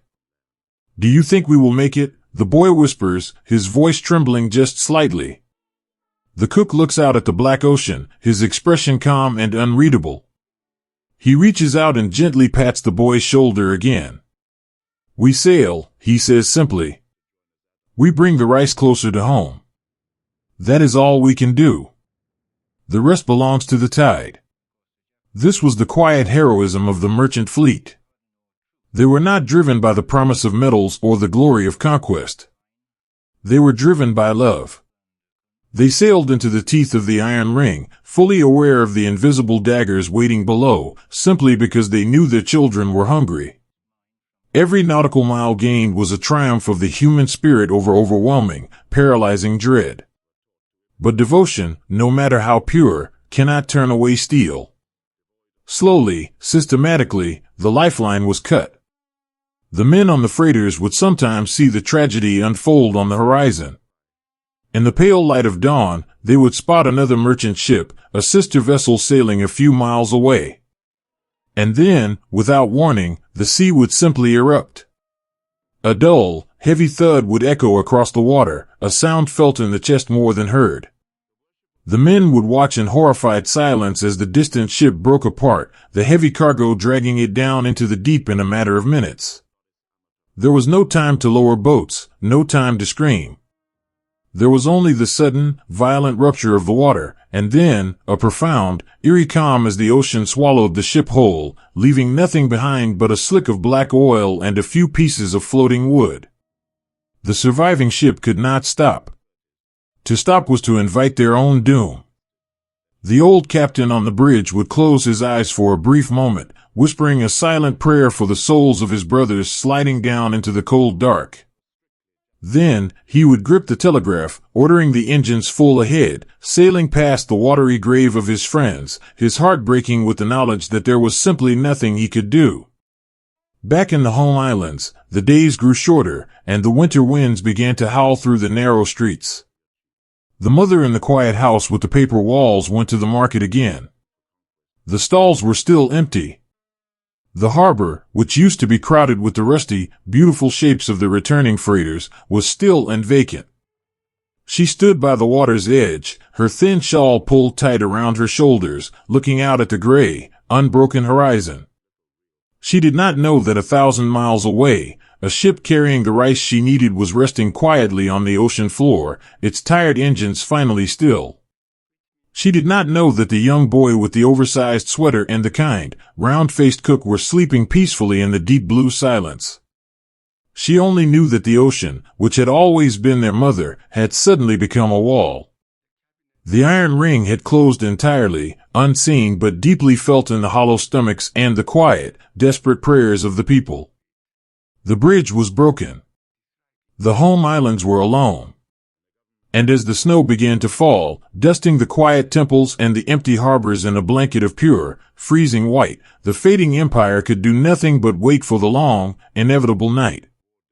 There is a place at the very top of the map where the ocean forgets its blue and turns entirely to freezing mist. Far away from the sweltering, tangled green jungles, and thousands of miles north of the bright, blinding coral seas, the war wandered into a silent, frozen ghost world. If you were to sail to the edge of the earth, where the warm currents finally surrender to the Arctic deep, you would find a chain of barren, jagged rocks thrusting out of the heavy, gray water. This was the northern frontier. It was a place utterly devoid of trees, of softness, and of color. It was a canvas painted entirely in shades of charcoal, slate, and endless, swirling white. When the young men of the fleet first arrived in these northern waters, they stood on the decks of their ships in stunned, shivering silence. They had been raised in a land of distinct, beautiful seasons, where the spring brought soft rain and the summer hummed with the sound of cicadas. But here, there were no seasons. There was only the wind, the ice, and the fog. The mist was not the gentle, romantic vapor that clung to the mountains of their home. It was a thick, living entity, a heavy curtain of freezing gray that swallowed ships, muffled voices, and hid the very sun from view.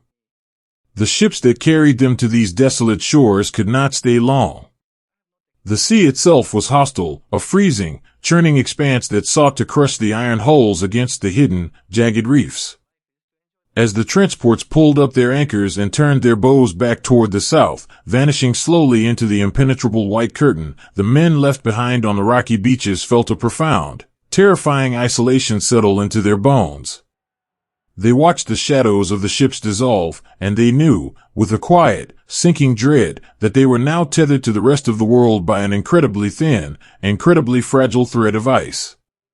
Life on these islands was not a battle against an army, but a slow, agonizing siege by the elements. The cold here was not merely a temperature, it was a predator. It seeped through the thickest layers of wool, it bit at the tips of fingers and toes, and it settled deep within the chest with every drawn breath. Imagine a young lookout standing his watch on a jagged cliff edge. The wind howls around him, a lonely, mournful sound like a chorus of weeping ghosts. He is wrapped in every piece of clothing he owns, heavy wool trousers, a thick canvas coat lined with whatever fur they could find, and a scarf pulled up over his nose. But it is never enough. The dampness of the ocean air penetrates everything. His dark hair is dusted with white frost, and tiny icicles have formed on his eyelashes, blurring his vision. He holds his rifle, but the metal is so impossibly cold it burns his skin even through his thick gloves. He does not look for enemy ships, because the fog is so dense he cannot even see the ocean roaring 50 feet below him. He can only hear it. The heavy, rhythmic crashing of the waves against the rocks is the only proof that the world has not simply ended right at the tips of his frozen boots. In this thick, white void, the mind begins to play gentle, cruel tricks. The silence of the fog is so heavy it rings in the ears. The young lookout stands perfectly still, straining to listen. Sometimes, the wind blowing through the jagged crevices sounds exactly like a human voice. He hears his mother calling his name, clear and sweet, just as she used to when dinner was ready and the evening shadows were growing long. He turns his head sharply, his heart fluttering in his chest like a trapped bird, only to find the empty, swirling mist. He closes his eyes and leans his back against the freezing stone, letting out a long, shuddering breath that immediately turns to white steam. The loneliness is a physical ache, a heavy stone resting at the bottom of his stomach. When the watch is finally over, he slowly makes his way back down the treacherous, icy path to the garrison. There are no proper barracks here, no warm wooden buildings with paper doors. The men live like moles, huddled deep inside earthen dugouts carved into the side of the hills to escape the relentless wind. He pushes aside the heavy canvas flap that serves as a door, stepping down into the dim, smoky interior. The air inside is thick with the smell of unwashed bodies, damp wool, and the sharp, metallic tang of kerosene. In the center of the cramped room, a dozen men are huddled closely around a tiny, soot-stained iron stove. The fire inside is meager, fed by whatever scraps of driftwood or empty wooden crates they could scavenge from the shore. The glow it casts is pale and orange, illuminating the tired, hollow faces of the soldiers. They make room for the young lookout without a word. He kneels on the packed earth floor, holding his numb, trembling hands as close to the weak iron as he dares. Slowly, painfully, the blood begins to return to his fingers. The men do not speak of the war. They do not talk of grand strategies or the shifting tides of the southern seas. They are completely cut off, stranded on a frozen rock at the edge of the universe. Instead, in the quiet, hushed tones of a sanctuary, they share fragments of the world they left behind. It is an act of collective survival, a way to keep their souls warm when their bodies are freezing. An older sergeant, a man whose face is lined with exhaustion and frostbite, reaches into his tunic with stiff, clumsy fingers. He carefully pulls out a small, folded piece of paper. It is not a letter, but a beautiful, hand-painted postcard from a summer festival. It shows a brilliant, crimson paper lantern glowing against a deep blue night sky, surrounded by vibrant green willow branches. He places it gently on a wooden crate near the stove. The men lean in, their dark eyes reflecting the tiny orange flames of the fire, staring intently at the bright colors. In this monochrome world of white and gray, the red and green on the paper seem to pulse with a miraculous, vibrating life. They do not touch it, they simply look at it, drinking in the colors like men dying of thirst. I remember the smell of the roasted corn, one soldier whispers softly, his voice dreamy and distant. The way the smoke would drift through the lanterns.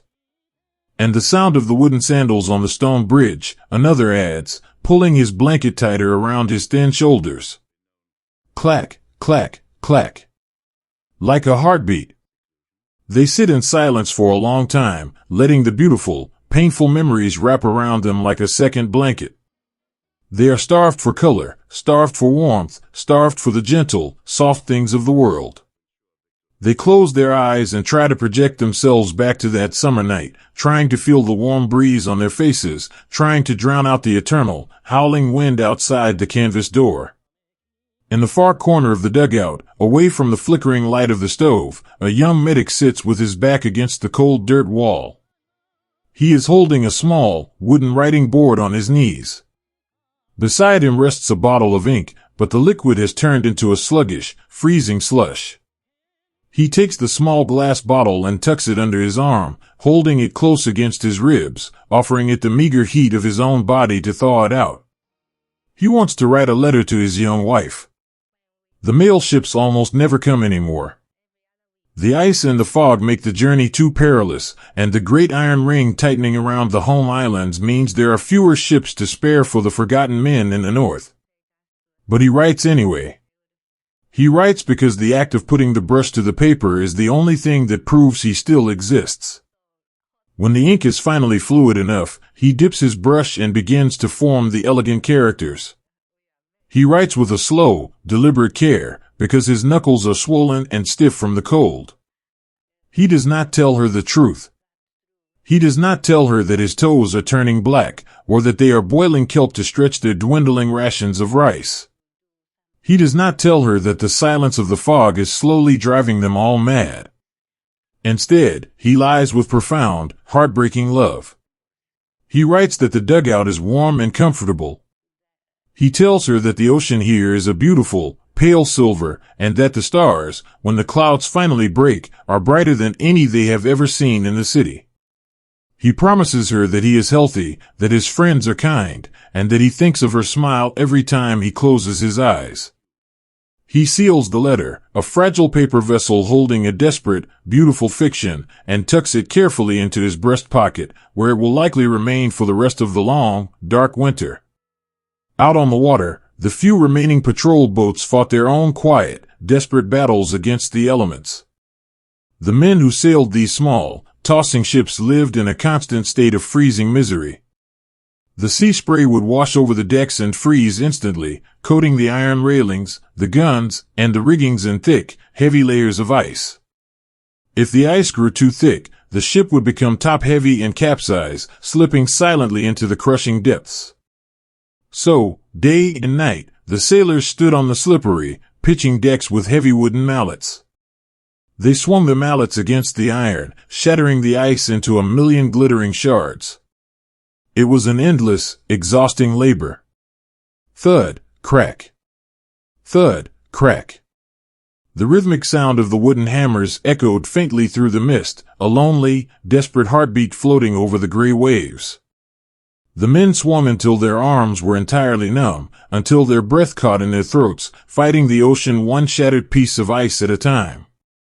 But even this terrible, freezing endurance could not change the shape of the world. The war in the North was not lost in a grand, fiery climax. It was simply swallowed by the mist. As the months dragged on, the isolation deepened. The rations dwindled to almost nothing. The men grew thinner, their voices growing softer, their movements slower. They stopped looking out at the horizon for rescue ships. They stopped listening for the sound of engines in the fog. They surrendered, quietly and gently, to the vast, indifferent emptiness of the edge of the world. When the orders finally came to evaluate, to pull the remaining survivors back from the frozen frontier, it was done in absolute secrecy, hidden beneath the thickest blanket of fog the island had ever seen. The men walked down to the stony beach in silence. They left their heavy guns behind, freezing into the earth. They left their empty dugouts, the cold ashes in the stoves, and the small, wooden markers where they had buried their friends in the unyielding rock. They boarded the waiting ships like silent ghosts, leaving no trace but their footprints in the snow. And as the ships pulled away, slipping back into the deep, gray curtain of the mist, the wind immediately began to blow. It swept across the jagged rocks, carrying a fresh layer of pure, white snow, softly covering the footprints, burying the empty dugouts, and returning the islands to the eternal, sleeping silence. The ocean simply whispered against the shore, keeping its frozen secrets, completely untouched by the fleeting, tragic struggles of the fragile men who had once tried to hold back the tide. There is a profound, breathless silence that fills a house when the final, heavy lock on the front door softly gives way. For years, the great ocean had been a fortress.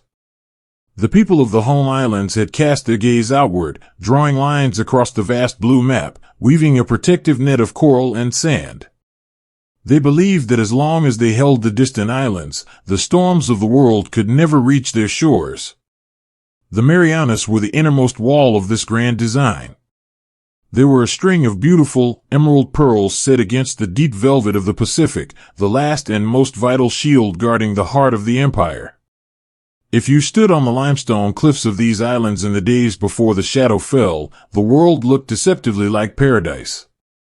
The trade winds blew gently through the endless fields of green sugar cane, making a sound like a quiet, rushing river. The water that lapped against the white beaches was incredibly clear, painting the shallows in shades of turquoise and soft jade. But beneath this breathtaking beauty, the men stationed on the islands carried a heavy, terrifying secret in their hearts. They knew the fleet was bruised and scattered. They knew the magnificent floating cities of steel that had once ruled the waves could no longer protect them. They were alone. Imagine a young sailor, far from the rolling hills of his home, sitting on the edge of a high cliff looking out over the endless water. He has traded his immaculate white uniform for the faded, sweat-stained cotton of an infantryman. His boots are scuffed, and his hands, once used to tying the neat, precise knots of the rigging, are now calloused from digging trenches in the hard, unyielding coral. He sits with his knees pulled to his chest, the warm island breeze rustling his dark hair. In his hands, he holds a small, rusted tin box. Inside is a photograph of his family, his father sitting stiffly in his best suit, his mother with a gentle, nervous smile, and his little sister holding a paper pinwheel. He looks at the photograph for a long time, tracing the outline of his mother's face with a dirty, trembling thumb. He looks up at the horizon. It is empty now, but he knows what is coming. The ocean is too quiet. He knows that the vast, unseen armada is moving toward them, a tidal wave of steel that will soon break over their fragile shores. He does not feel a fiery rage, nor does he harbor grand illusions of victory. He only feels a profound, aching sorrow. He realizes that he is standing on the final breakwater. If the wave washes over him, it will roll straight toward the fragile paper doors of his home. Slowly, with deliberate care, he begins to dig a small hole in the soft earth beneath a palm tree. He wraps the tin box in a piece of oilcloth and places it gently into the ground. He covers it with the sand and smooths the surface with his palm. It is a quiet, personal surrender. He is returning his most precious memories to the earth, ensuring that whatever happens to him when the horizon finally darkens, the faces of the people he loves will remain hidden, safe, and at peace. Deep beneath the surface of the island, in the cool, damp shadows of the limestone caves, the older officers sat waiting. The air smelled of wet earth and the faint, sweet scent of the jungle above. In a small cavern illuminated by the soft, golden glow of a single lantern, a seasoned commander leans over a map spread across a wooden crate. He is a man who has devoted his entire life to the sea. He knows the currents, he knows the winds, and he knows the terrifying mathematics of distance. He takes a pair of brass dividers and places one point on the islands they now occupy. He stretches the other point across the blue expanse of the map, landing it directly on the capital city of his homeland. The distance is no longer an abstract idea, it is a straight, unobstructed line. He closes the brass dividers with a soft click. The sound echoes gently in the quiet cave. His aides stand around him in the dim light, their faces cast in heavy shadows. They do not ask questions. They look at the map, and they look at their commander, understanding perfectly what the open space between the islands and their home means. If they lose this ground, the enemy's great silver flying machines will have a place to land. And from here, they can reach the wooden cities, the ancient temples, and the sleeping children of the home islands. The commander does not raise his voice. There are no frantic orders to be given, no grand speeches to echo through the caverns. The time for maneuvering is over. He simply reaches for a small, ceramic bottle of sake, a precious luxury saved for this very moment. He pours a tiny cup for each of the men standing beside him. They raise their cups in the quiet dark. They do not toast to the emperor or to victory. They whisper soft words of gratitude to one another for their friendship, for their shared hardships, and for the simple honor of standing together at the end of the world. They drink the warm liquid, feeling it settle in their chests, and they accept their fate with a stoic, quiet grace. They know they are the final stones in the wall, and they are prepared to turn to dust so that the people behind them might have a few more days of peace. When the islands finally fell, the tragedy was not communicated to the homeland through the terrifying sounds of battle. It was felt through a creeping, unbearable silence. In a dimly lit communications room in the heart of the capital, rows of young men sat before towering black metal radios. The room hummed with the soft, electric warmth of the vacuum tubes. A young operator sat with heavy black headphones pressed tightly against his ears. For days, he had listened to the frantic, fading whispers of the men on the islands. He had written down their final, poetic messages that spoke of falling cherry blossoms and the deep love of the homeland, masking the horrific reality of their end with beautiful, delicate words. But now, there was nothing. The young operator closes his eyes and turns the dial, his fingers trembling slightly. He searches the ether, hoping to hear just one more voice, just one more tap of the telegraph key to prove that the shield is still holding. But the airwaves are empty. There is only the soft, cosmic hiss of static, a sound like dry leaves blowing across an empty courtyard. He slowly takes the headphones off and sets them on the wooden desk. He looks up at the clock on the wall, and then at the older officer standing by the door.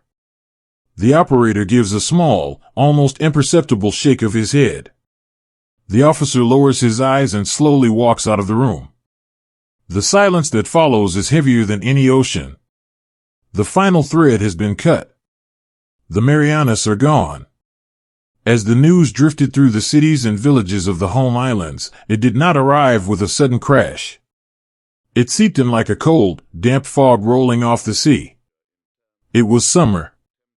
In the evenings, the air was warm and thick with the sound of cicadas singing in the ancient pine trees.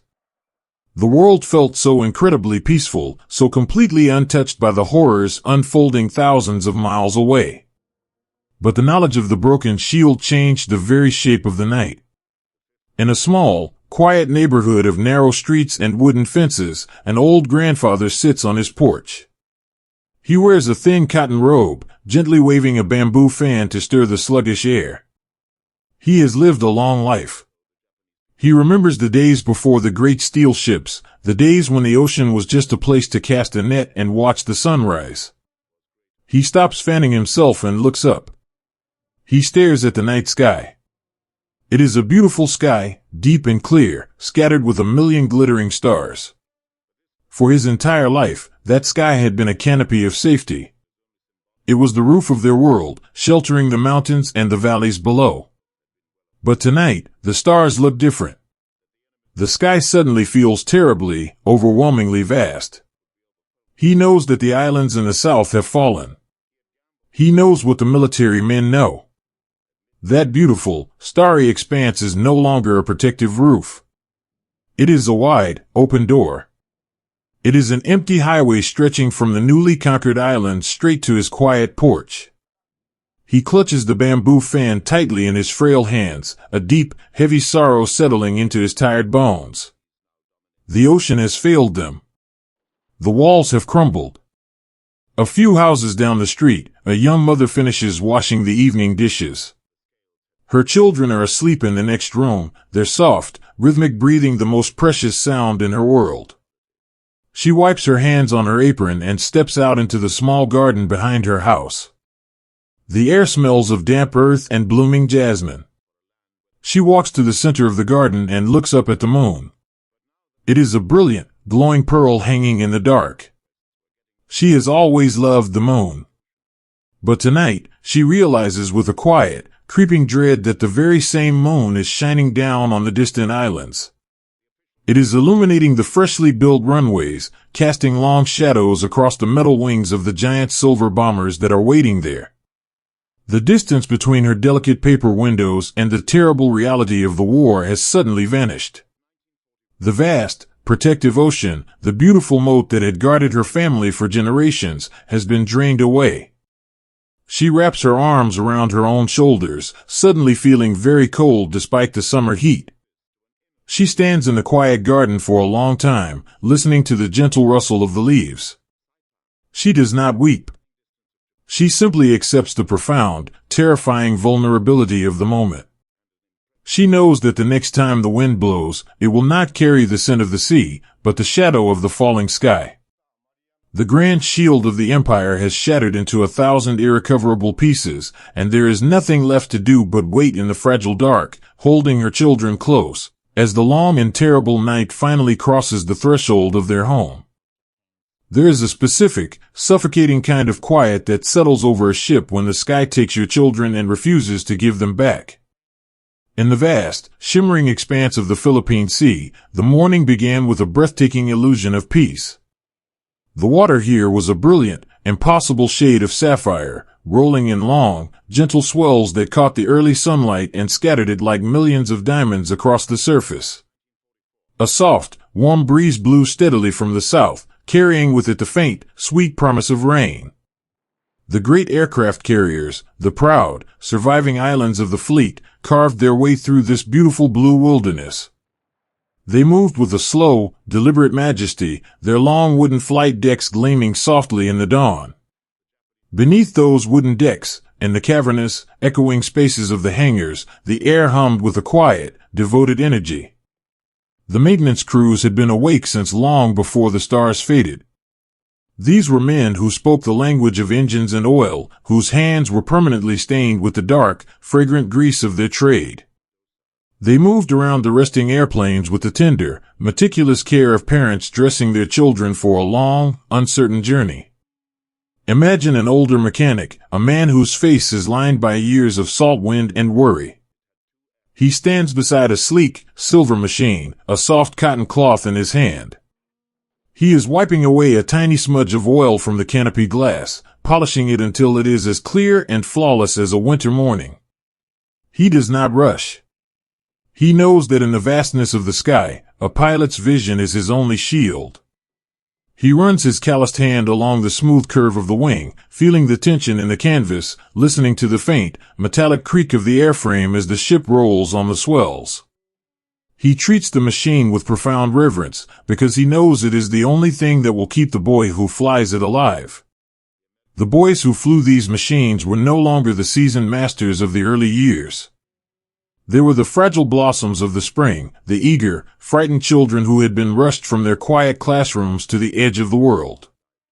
As they descended from the berthing compartments, dressed in their heavy canvas flight suits and white silk scarves, the mechanics watched them with a heavy, unspoken sorrow. The older mechanic steps back as a young pilot approaches his plane. The boy's face is smooth, his dark eyes wide and bright with a mixture of terror and fierce, desperate pride. He looks too small for the heavy parachute strapped to his back. The mechanic offers a small, reassuring smile, bowing his head slightly. He reaches into the deep pocket of his overalls and pulls out a tiny, folded paper crane, pressed flat and slightly stained with oil. He tucks it quietly into a small crevice near the pilot's seat. It is a silent prayer, a fragile wish for safe return, offered from a father to a son he has only just met. The launch is a symphony of roaring thunder and rushing wind. The engines catch, coughing puffs of blue smoke before settling into a deep, vibrating hum that shakes the very bones of the ship. One by one, the planes roll down the long wooden deck, lifting off the edge and rising into the pale blue morning. They gather in the air, forming neat, beautiful lines, circling the fleet once like a flock of migrating birds before turning their noses toward the distant, unseen horizon. The mechanics and the deck crews stand at the edges of the ship, shading their eyes with their hands, watching the dark silhouettes shrink against the clouds. They watch until the planes are nothing more than specks of dust, and then they watch until there is nothing left but the endless, empty blue. And then the waiting begins. When the planes are gone, the carrier feels impossibly vast and unnervingly hollow. The sudden absence of the engines leaves a ringing, heavy silence in its wake. The ship is reduced to the gentle sounds of the ocean, the rhythmic rushing of the water along the hull, the creak of the iron bulkheads, and the soft, lonely whistling of the wind through the tall masts. The mechanics busy themselves with small tasks to keep the creeping anxiety at bay. They sweep the wooden flight deck, their brooms moving in slow, rhythmic strokes. They organize their heavy metal toolboxes, cleaning wrenches and screwdrivers with slow, deliberate care. But their eyes are always drawn back to the sky. The hours stretch out, slow and agonizing. The sun climbs to the top of the sky, beating down on the steel and wood, turning the deck into a shimmering mirror of heat. The beautiful, sparkling ocean feels like a cruel mockery. How can the world be so serene, so perfectly bathed in light, when somewhere out there, beyond the curve of the earth, their boys are flying into a storm of fire? The disconnect between the tranquil sea and the terrifying, unseen reality of the sky makes the air feel thick and hard to breathe. The older mechanic sits in the shade of the island superstructure, resting his back against the cool gray steel. He holds a tin cup of water, staring blankly at his own reflection on the surface. He thinks of the young pilot, of the paper crane tucked beside the seat. He tries to imagine the boy flying high above the clouds, riding the wind. He whispers a soft, rhythmic chant under his breath, a Buddhist prayer for protection, repeating the syllables over and over, hoping the wind will carry the words across the miles. As the afternoon slowly bleeds into evening, the golden hour arrives. The sky begins to bruise into shades of violet, peach, and burnt orange. This is the hour of return. This is when the horizon should begin to buzz with the distant, comforting sound of engines. The deck crews gather on the catwalks, their bodies tense, their eyes straining against the dying light. A lookout high in the pagoda mast calls out. A speck has been spotted. A collective breath is held. The speck grows larger, but there is no joy, no relief. The plane is flying low, struggling to stay above the water. It is not flying in a neat, beautiful formation, it is entirely alone. As it approaches the ship, the men can see the terrible damage. The canvas is shredded, the metal is scorched black, and a thin trail of gray smoke marks its agonizing path through the air. The plane hits the wooden deck with a heavy, desperate violence, bouncing wildly before the arresting wire snaps it to a violent halt. The mechanics sprint toward the machine, their boots pounding against the wood. They pull the canopy back. The pilot is slumped over the controls, his face pale and exhausted, his eyes hollowed out by a terror too immense to speak. They help him down, supporting his weight, but the pilot does not look at them. He turns, leaning against the wing of his shattered plane, and stares back out at the empty sky. The mechanics look up, expecting to see the others following close behind. They wait for the rest of the flock to appear over the horizon. But the sky remains perfectly, terrifyingly empty. Minutes bleed into hours. The sun slips below the edge of the world, pulling the vibrant colors of the sunset down with it, leaving only a deepening bruised purple. A few more planes straggle in, scattered and broken, landing heavily in the gathering dark. But there are no grand formations. There is no triumphant return. The great armada of the air has simply vanished, swallowed by the vastness of the sea and the ferocity of the unseen storm. The realization does not arrive with a sudden crash, but with a slow, sinking chill that settles over the flight deck. The deck crews stand in the twilight, their hands falling limply to their sides. The older mechanic stands beside the empty patch of wood where his plane, the plane with the paper crane, had been parked that morning. He looks up at the darkening heavens. The silence is no longer an absence of sound, it is a heavy, crushing presence. It is the sound of thousands of unlived tomorrows, extinguished in a single afternoon. When night finally falls, wrapping the ship in a thick, velvety blackness, the true depth of the tragedy is felt below decks. The hangars, which should be crowded with the chaotic, noisy work of repairing and refueling returning aircraft, are cavernous and still. The few planes that did survive sit alone in the shadows, looking like wounded animals huddled in the corner of a massive, empty cave. The mechanics sit on their wooden crates, their toolboxes closed. There is nothing to fix. There is no one to tend to. But it is in the berthing compartments where the ghosts truly linger. The older mechanic walks slowly down the narrow, dimly lit corridor that leads to the pilot's quarters. The air here is still warm, carrying the faint, familiar scent of wool blankets, ink, and the sweet, powdery smell of camphor. He steps quietly into the room. It is a graveyard of the living. Rows of canvas bunks line the walls, and almost all of them are empty. The personal belongings of the missing boys are scattered in a heartbreaking display of interrupted life. On one bunk, a thick woolen blanket has been folded back perfectly, waiting for a body that will never slip beneath it. On a small metal shelf, a beautifully carved wooden comb rests beside a half-empty tin of sweet pomade. The mechanic walks further down the row, his footsteps silent on the metal floor. He sees an open notebook lying face down on a pillow, the ink still fresh on the page. It is a letter written that very morning, a letter that ends in mid-sentence, promising a mother that the ocean is beautiful and the sky is clear. At the foot of another bed, a pair of woven straw slippers is placed neatly on the deck, toes pointing outward, ready for the boy to step into them when he returns from the sky. The mechanic reaches out a trembling hand and gently touches the edge of the open notebook. He does not read the words.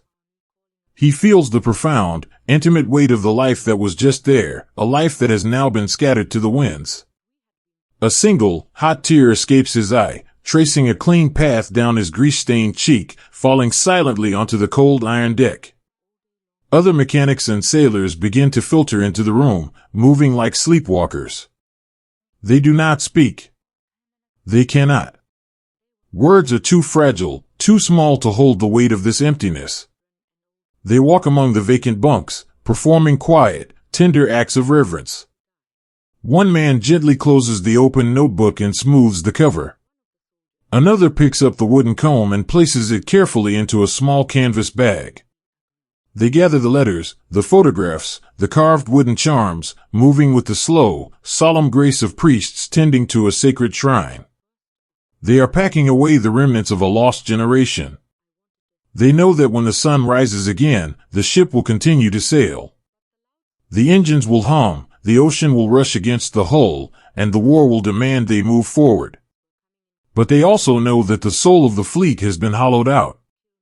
The great Iron City is now merely a floating tomb, carrying the echoes of boys who faded into the clouds. The mechanic slowly climbs the ladder back up to the open air of the flight deck. The night is completely black, the ship sailing under strict darkened conditions. He walks to the very edge of the deck and looks out over the water. The sea is calm, breathing its slow, eternal rhythm, entirely indifferent to the sorrow it carries on its back. He looks up.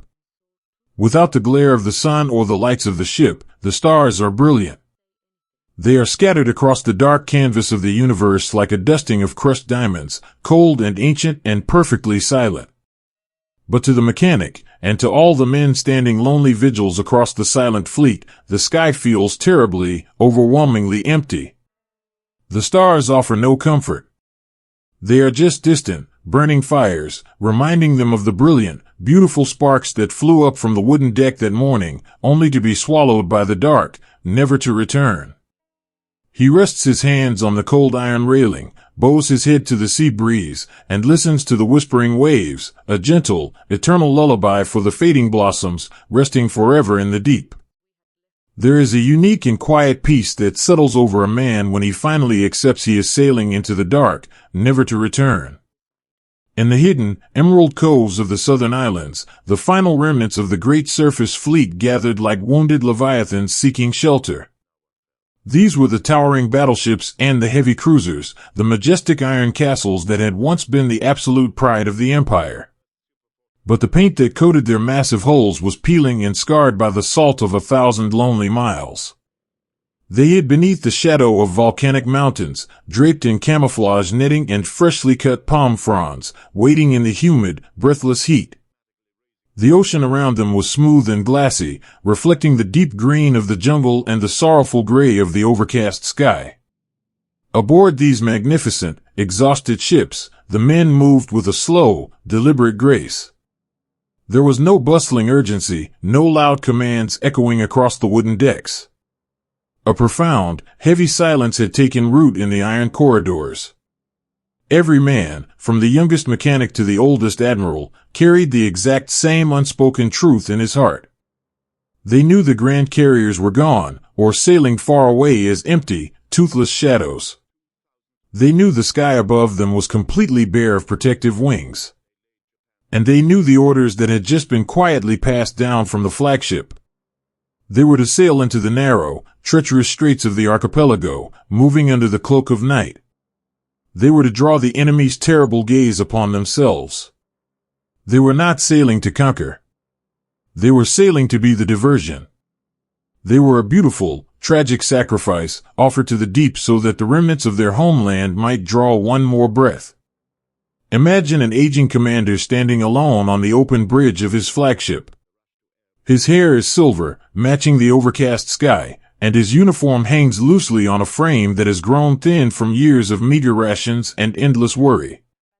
He holds a cup of lukewarm green tea in his withered hands. He looks down at the main deck, where his men are quietly going about their final preparations. He sees a group of young sailors, boys who should be running through the rice terraces of their mountain villages, sitting in a circle on the polished wood. They are sharing a single, precious tin of sweet mandarin oranges.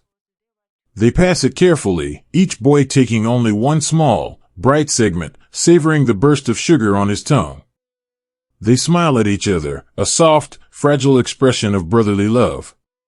The commander watches them, and his heart breaks, a slow, silent fracture deep within his chest. He loves these boys. He is their father on this vast, indifferent ocean, and he is the one who must lead them into the jaws of the dark. He closes his eyes, offering a silent apology to their mothers, and drinks the bitter tea. Deep below the waterline, in the dim, red-lit belly of the ship, a young telegraph operator sits at his station. He is wearing his best uniform, freshly brushed and buttoned to the collar. He is bathed, and he has tied a pure white cotton cloth around his forehead. On the small metal desk beside his tapping key rests a small wooden box. Inside is a lock of his own black hair, clipped that very morning, and a letter he spent the entire night writing. He did not write of grand strategies or the terrifying realization of their suicide mission. He wrote to his younger sister. He told her how the ocean off the coast of the Jumble Islands smelled of rain and sweet earth. He asked her to take care of the old plum tree in their courtyard, to make sure the stray cats had enough water in the summer, and to steady her poetry. He told her not to weep when the wind blew through the wind chimes, because that would only be his spirit, returning home to watch over her. He seals the box, tying it with a piece of rough string, and entrusts it to the ship's final outgoing mail pouch. He feels lighter now. The burden of the future has been lifted, replaced by a quiet, absolute devotion to the present. As the sun began to set, painting the bruised sky in heartbreaking shades of violet and ash, the great fleet pulled up its anchors. The massive chains groaned, a lonely, metallic wail that echoed off the jungle cliffs. The ships formed a single, long line, slipping out of the safe harbor and pointing their bows toward the narrow, winding straits. They sailed into the pitch-black night. The darkness in the straits was absolute. The islands rose up on either side of them like towering black walls, blocking out the stars and turning the passage into a claustrophobic, suffocating tunnel. The air was thick and heavy with humidity, smelling of rotting vegetation and the deep, salty brine of the sea. There were no lights allowed on the ships. There were iron ghosts gliding through a canyon of shadows. The men stood at their battle stations in complete silence. They strained their eyes against the dark, trying to see the unseen. The tension was not a sharp, frantic panic, but a slow, crushing weight. They knew they were walking into a trap. They knew the enemy fleet, vast and unfathomable, was waiting for them at the end of the strait, hidden in the blackness, with their great guns already leveled. Up on the bridge, the old commander stands as still as a statue. The humid wind rustles the collar of his coat. He listens to the rhythmic, powerful thrum of his ship's engines. It is a beautiful sound, the heartbeat of a magnificent machine that has carried him across thousands of miles of ocean. He rests his hand on the brass railing, feeling the gentle vibration. He feels a profound sense of gratitude for the ship, for the steel that has sheltered him, and for the men who have given their lives to keep her sailing. He does not look back at the wake trailing behind them. He only looks forward, into the abyss. And then, the horizon suddenly tore open. It did not happen with a deafening roar, but with a blinding, terrifying flash of light. Far ahead, in the blackness, brilliant streaks of fire illuminated the night, looking like a sudden, violent thunderstorm born directly from the ocean. The trap had been sprung. The enemy had seen them in the dark, tracking their silent approach with invisible, magical eyes that pierced the night. The water around the Japanese ships began to erupt in towering geysers of white foam. The incoming shells fell like heavy, glowing meteors from the sky. For the sailors standing on the open decks, the world dissolved into a surreal, fragmented dream. There was no time to feel fear. There was only the sudden, overwhelming realization that the end had finally arrived. The great battleships shuddered as the steel found them. Deep inside the hulls, the lights flickered and died, plunging the corridors into absolute, terrifying darkness. The young telegraph operator was thrown from his chair as the ship violently pitched to the side. He scrambled in the dark, his hands finding the cold metal edge of his desk. He could hear the ocean rushing in, a heavy, roaring sound like a waterfall crashing into the lower decks. He did not try to run for the ladders. He knew the ship was already lost. He simply sat back down in the dark, closed his eyes, and whispered a quiet, gentle prayer for his sister, hoping the plum tree would blossom beautifully in the spring. Up above, the old commander stands amidst the smoke and the ruined metal of his bridge. His ship is listing heavily, groaning with a deep, sorrowful sound as the ocean pulls her down. He does not shout frantic orders. He does not attempt a desperate retreat. He simply straightens his uniform, adjusting his cap with a calm, deliberate hand.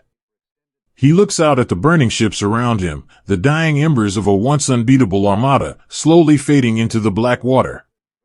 He feels a strange, profound relief. The impossible burden he has carried for so long, the crushing weight of trying to hold back the tide, is finally gone. The ocean, which has always been their mother, is opening her arms to take them back. As the water washes over the tilted deck, swirling around his boots, he closes his eyes and lets the sea embrace him, sinking softly into the quiet, eternal deep. When the dawn finally broke over the straits, the violent thunderstorms of light were gone. The morning was incredibly still, the sky a soft, innocent pale blue. The narrow waters were calm, gently lapping against the jumbled shores. There were no towering pagodas of steel left to greet the sun. There were only scattered pieces of floating wood, empty wooden crates, and patches of dark, iridescent oil spreading slowly across the surface. The great surface fleet was gone. They had sailed into the dark and fulfilled their tragic, final duty. They had drawn the fire, they had been the shield, and they had broken perfectly. But if you were to drift on a small boat over those waters today, and listen very closely when the wind dies down, you might still feel their presence. The ghosts of Leyte Gulf do not haunt the straits with anger or malice. They linger in the deep as quiet, protective spirits. They are the old commanders, resting peacefully with their ships, and the young boys, forever sharing a tin of sweet oranges in the shadows of the coral. They have found the peace that the war denied them, sleeping softly beneath the gentle waves, cradled forever in the dark, silent heart of the sea. There is a quiet, unbearable tragedy in a cherry blossom that chooses to fall before the wind even touches its branch. By the time the winter winds began to howl through the narrow streets of the home islands, the great steel fortresses of the ocean were little more than ghosts, resting forever in the deep, silent dark. The defensive perimeter, once a vast and proud circle drawn across the map of the world, had collapsed. The ocean, which for centuries had been a wide, protective mother, was now an open highway leading directly to the fragile, paper-walled homes of the people. The empire was starved of iron, starved of fuel, and, most profoundly, starved of hope. The regular navy was gone, and the seasoned pilots who had once danced through the clouds were only fading memories. In this suffocating twilight, a new and desperate strategy was born. It was not a strategy of victory, but of a sorrowful, fleeting delay. It was a plea to the heavens, a sudden, violent gust meant to push back the encroaching storm just long enough for the homeland to breathe. They called it the divine wind. To understand this wind, you must look away from the admirals standing in their dimly lit command bunkers. You must look away from the grand, sweeping narratives of empires and flags. Look, instead, to the quiet, dusty libraries of the universities. Look to the reading rooms where young men in worn, dark uniforms sat by the windows, the soft afternoon light illuminating the pages of French poetry, Western philosophy, economics, and classical art. These were the boys chosen to become the final weapon. They were not hardened warriors bred for the battlefield. They were scholars.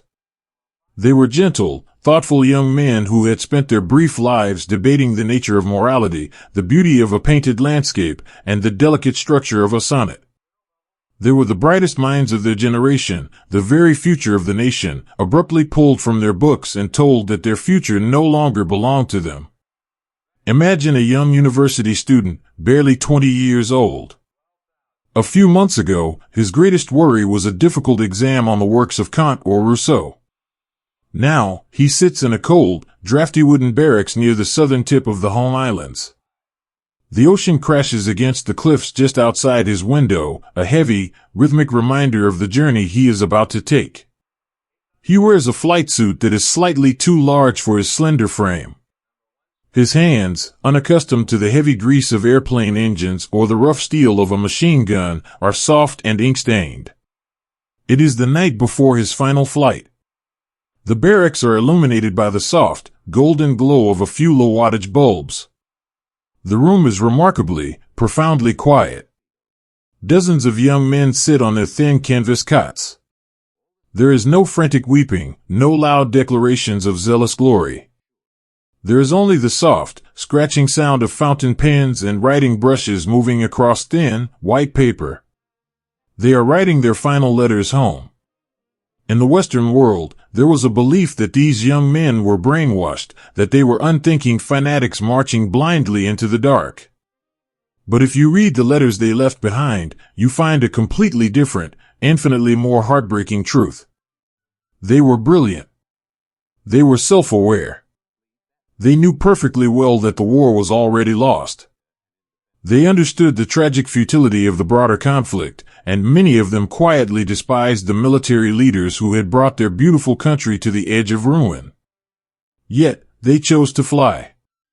They did not fly for the state. They flew for the old, wooden house at the end of a dirt road. They flew for the mother who had saved her meager rations just to buy them school books. They flew for the younger sisters playing in the garden, and for the familiar, sweeping curve of the mountains that they had loved since childhood. They traded their entire, unlived futures for the desperate hope that their sacrifice might buy one more day of peace for the people they loved. The young student dips his brush into the dark ink. He pauses, looking at a small, framed photograph resting on his wooden footlocker. It is a picture of his mother, her face lined with quiet worry. He takes a deep breath, fighting the sudden, agonizing knot in his throat, and touches the brush to the paper. He writes with beautiful, elegant calligraphy. He does not write of the terror of the impending dive, or the deafening roar of the anti-aircraft guns he will face on the morrow. He writes to comfort her. He apologizes for going before her, for breaking the natural order of the world and leaving her to carry the grief of a lost son. He tells her not to weep. He promises her that he will become a spirit of the wind, and that whenever she hears the breeze rustling through the bamboo leaves in their backyard, it will simply be him, returning home to check on her. He pauses, staring at the wet ink. The facade of the brave soldier slips just for a fraction of a second, and a single, silent tear falls from his cheek, landing on the corner of the page and blurring the ink. He quickly wipes his eyes.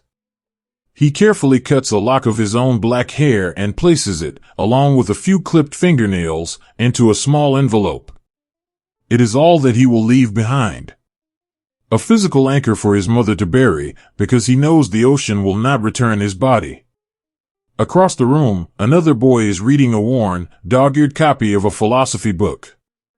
He turns the pages slowly, savoring the familiar weight of the words. He is a rational man, a man of science and reason, being asked to perform an entirely irrational act. He writes in his diary, pouring out his profound, quiet conflict. He writes that a man who sees the truth of the world's madness cannot help but feel a deep, crushing sorrow. He loves life. He desperately wants to live. He wants to fall in love, to listen to music, to grow old. But he closes the book, smooths the cover with a gentle hand, and accepts his fate. He will extinguish his own beautiful light so that the darkness might be held back just a moment longer. In the early, misty hours of the morning, before the sun has even thought to crest the horizon, the boys gather on the grassy airfield. The air is biting and cold, smelling of damp earth and aviation fuel. The mechanics, older men whose hearts are heavy with a grief they cannot speak, stand by the idling airplanes. These planes are not the sleek, magnificent fighters of the early years. They are obsolete training craft, patched together, heavy and sluggish, burdened with a single, massive bomb strapped to their bellies. A local woman from the nearby village, a surrogate mother to these boys during their brief stay, walks down the line. Her face is a mask of serene sorrow.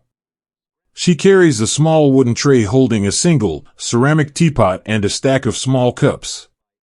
She pours a sip of cold water for each boy. It is the ritual cup of farewell, the water of the departing spirit. The student steps forward. He takes the cup with both hands, bowing deeply to the woman. She reaches out, her trembling fingers gently pinning a small, delicate branch of cherry blossoms to the lapel of his heavy flight suit. The pink petals look impossibly bright and fragile against the dark canvas. She smiles at him, a smile full of maternal love and unbearable pain. He smiles back, a genuine, youthful smile, and drinks the water. They tie the white cloth headbands around their foreheads. They climb into the cockpits, settling into the cold, metal seats. The canopies are often sealed shut behind them. There are no parachutes. They are no longer pilots flying machines, they have become the very soul of the aircraft. The engines roar to life, a deafening, desperate sound that shatters the peaceful morning. One by one, they roll down the grass runway.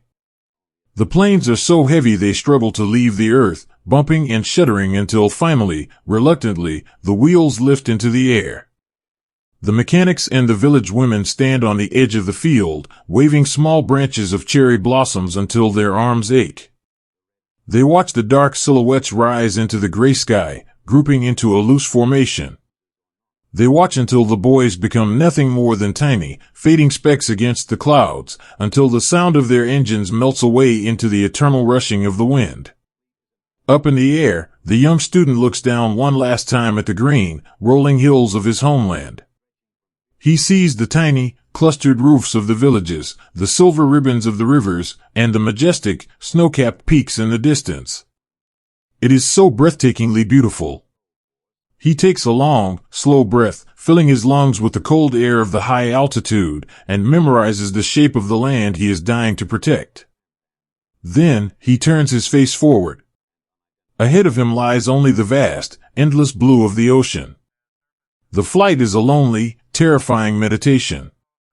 For hours, there is nothing but the drone of the engine and the glittering water below. The student is entirely alone with his thoughts.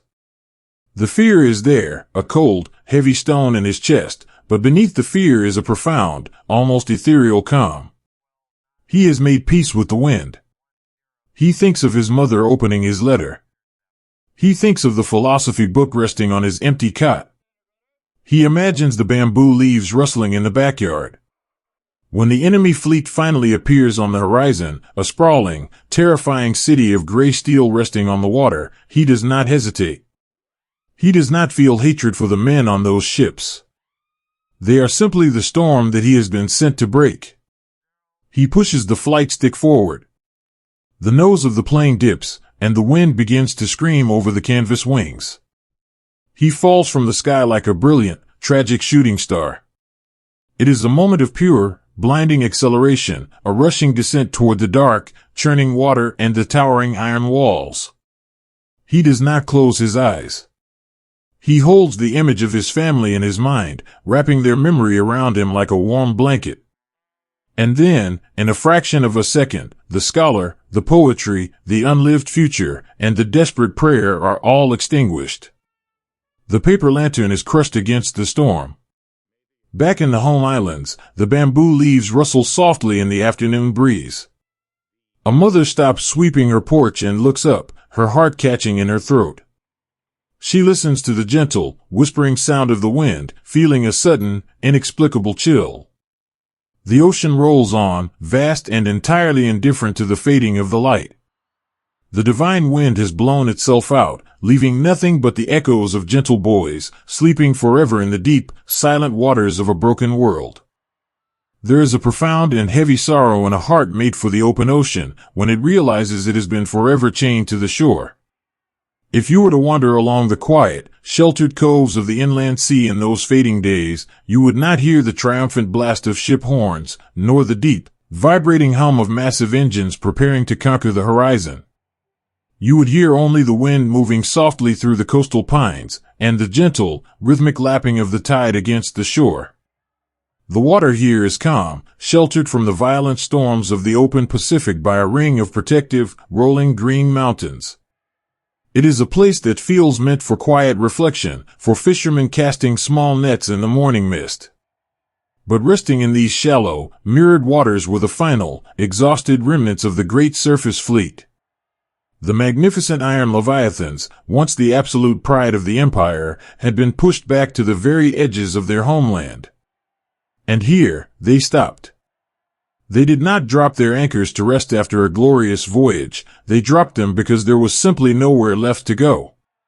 The black oil, the thick, pulsing lifeblood that fueled their massive mechanical hearts, was completely gone. The invisible iron ring around the islands had tightened so perfectly that not a single drop could reach the waiting ships. And so, the mighty dreadnoughts and the graceful cruisers became prisoners of the shallows. To protect these paralyzed giants from the silver birds that now roamed the skies with impunity, the sailors were ordered to hide them. It was a surreal, heartbreaking task. The men went into the surrounding hills with hand axes and saws, cutting down branches of pine, cedar, and bamboo. They dragged the greenery back to the water and hoisted it up the gray steel flanks of their ships. They draped thick camouflage netting over the towering pagodas, weaving the freshly cut branches through the ropes. From a distance, the ships no longer looked like weapons of war. They looked like small, artificial islands, strange floating forests tethered to the mudflats. The majestic, sweeping lines of the hulls were broken and obscured by dead leaves and drying pine needles. It was a tragic, humiliating disguise. The ships were forced to wear the very earth they were built to defend, pretending to be mountains because they could no longer be masters of the sea. As the weeks turned into months, the ocean began its slow, inevitable work of reclamation. Without the constant, meticulous care of a moving crew, without the fresh coats of gray paint applied in the dry docks, the salt air began to eat away at the steel. Rust bloomed along the waterlines like a dark, red moss. It crept up the sides of the hulls in long, weeping streaks, the color of dried autumn leaves. At the base of the ships, where the metal met the water, delicate white seafoam gathered and popped, a soft, effervescent lace framing the decaying iron. Deep inside the belly of one of these camouflaged giants, an older mechanic walks through the cavernous engine room. The air here, which used to be sweltering and thick with the smell of hot grease and roaring steam, is now damp and as cold as a cavern. The massive brass dials are perfectly still. The heavy iron turbines, which once spun with enough force to push tens of thousands of tons of steel through a typhoon, are completely silent. The mechanic carries a small, oil-soaked rag. He walks down the line of cold machinery, gently wiping away the condensation that gathers on the metal. It is a useless gesture, but he does it anyway. He does it out of a deep, abiding love for the machine. He remembers the way the floor plates used to vibrate beneath his boots. He remembers the rhythmic, deafening heartbeat of the ship, a sound that told him they were alive, moving, purposeful. Now, his footsteps echo hollowly against the bulkheads. He touches a massive steel valve, resting his forehead against its freezing surface. He closes his eyes and listens. There is no thrum. There is only the faint, mournful creak of the hull as the tide slowly shifts the ship in the mud. He feels like a father keeping a vigil beside a sleeping child who will never wake up. He carefully folds his rag, tucks it into his pocket, and walks up the narrow metal ladder toward the pale daylight, leaving the cold, dead heart of the ship behind in the dark. Up on the main deck, beneath the canopy of drying pine branches, the rhythm of life has slowed to a fragile, melancholic crawl. The rigorous drills of the open ocean have been replaced by the quiet, mundane tasks of mere survival. The young sailors, boys whose faces are gaunt and shadowed with hunger, sit cross-legged on the wooden planks. They are far from the war, yet the war is slowly starving them. Their crisp, white uniforms have long since faded to a dull, unwashed gray. In the late afternoon, two young friends sit near the railing, their legs dangling over the side of the great battleship. They hold simple, hand-carved wooden fishing poles, dropping thin lines into the shadowed water below. One of the boys, a farmer's son from a landlocked province, reaches up and plucks a drying pine needle from the camouflage netting draped over a massive gun barrel. He rolls it between his thin fingers, lifting it to his nose. The resin still holds a faint, sweet scent. It smells like the woods behind the shrine in my village, he whispers softly, his eyes fixed on his floating bobber. In the autumn, we used to gather the fallen branches for the winter fires. The smoke would smell just like this. His friend, a boy from the city, nods slowly. He does not know the forest, but he knows the profound ache of missing home. Do you think we will ever light fires again? He asks, his voice barely carrying over the gentle lapping of the seafoam against the rusted hull. "We will," the farm boy replies, though his voice lacks the absolute certainty of youth. "We just have to wait for the spring." They sit in silence, two children holding fishing lines off the edge of a dying leviathan, waiting for a tug from the dark water, waiting for a future that feels impossibly far away. When the evening meal is served, the true depth of their isolation is laid bare.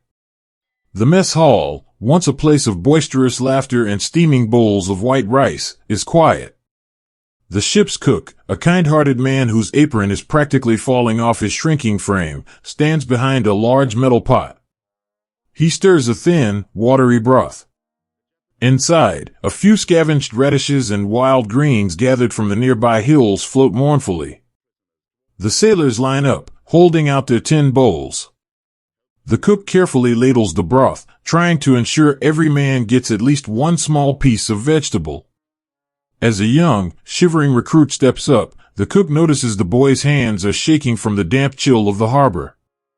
The cook reaches into his own pocket and pulls out a tiny, roasted sweet potato, no bigger than a plum, that he had saved from his own meager forage. He slips it quickly into the boy's bowl, offering a gentle, almost imperceptible wink. The boy looks down at the unexpected gift, his eyes welling with sudden, hot tears. He bows his head deeply, unable to speak around the lump in his throat. In this world of rusting iron and fading hope, a single sweet potato is a profound act of grace.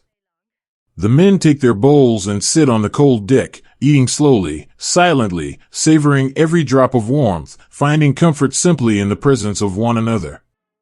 High above them, in the shadowy confines of the bridge, the ship's captain stands his lonely watch.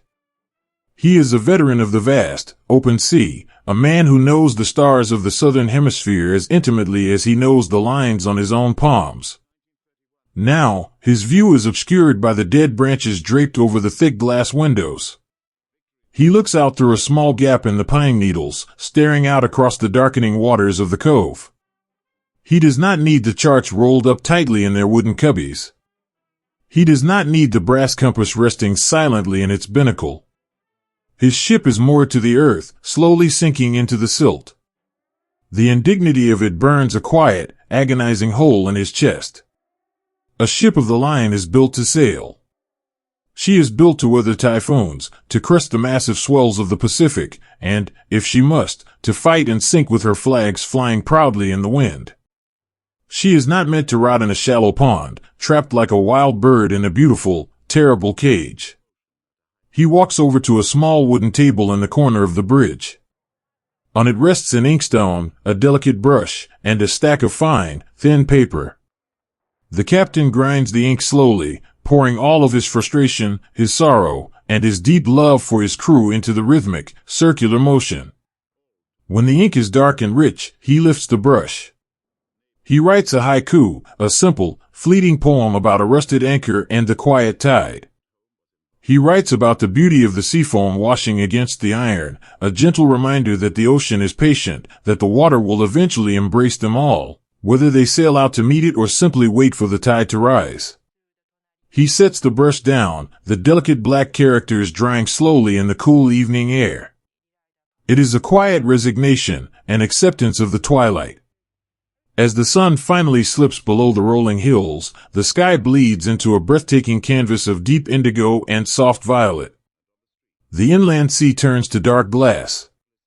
The great, camouflaged ships become indistinguishable from the shadows of the shoreline, vanishing entirely into the night.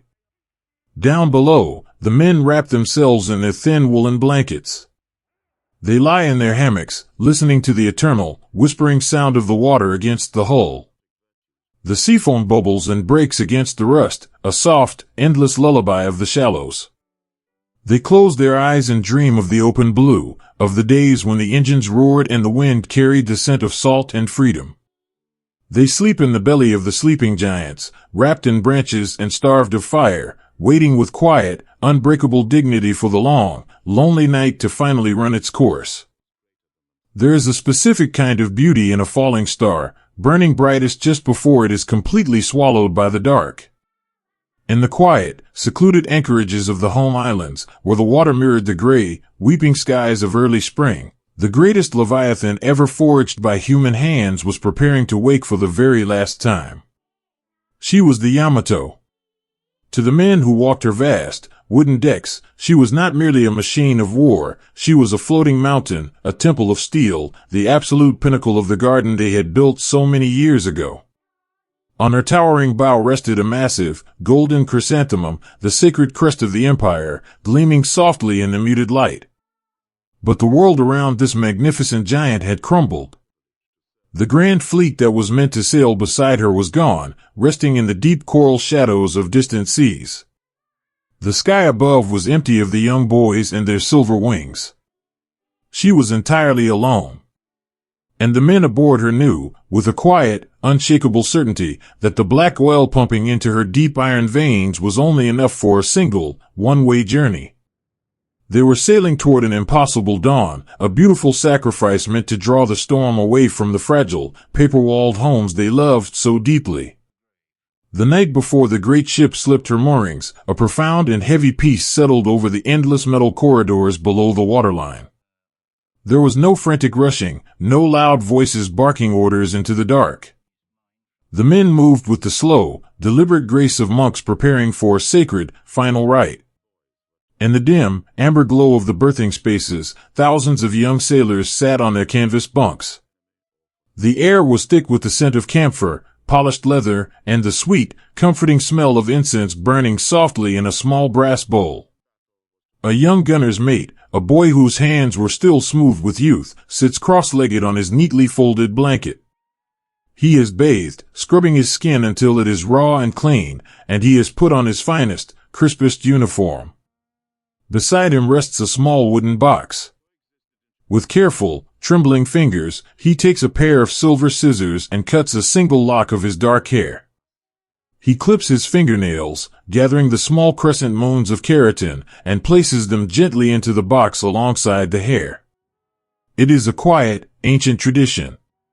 He is leaving a piece of his physical body behind, a tether to the earth, so that his mother will have something to place beneath the cold stone of the family shrine when the ocean claims the rest of him. He takes out a thin sheet of paper and a writing brush. He does not write about the terrifying size of the ship, or the absolute certainty of the fate awaiting them in the south. He writes about the plum blossoms in their courtyard.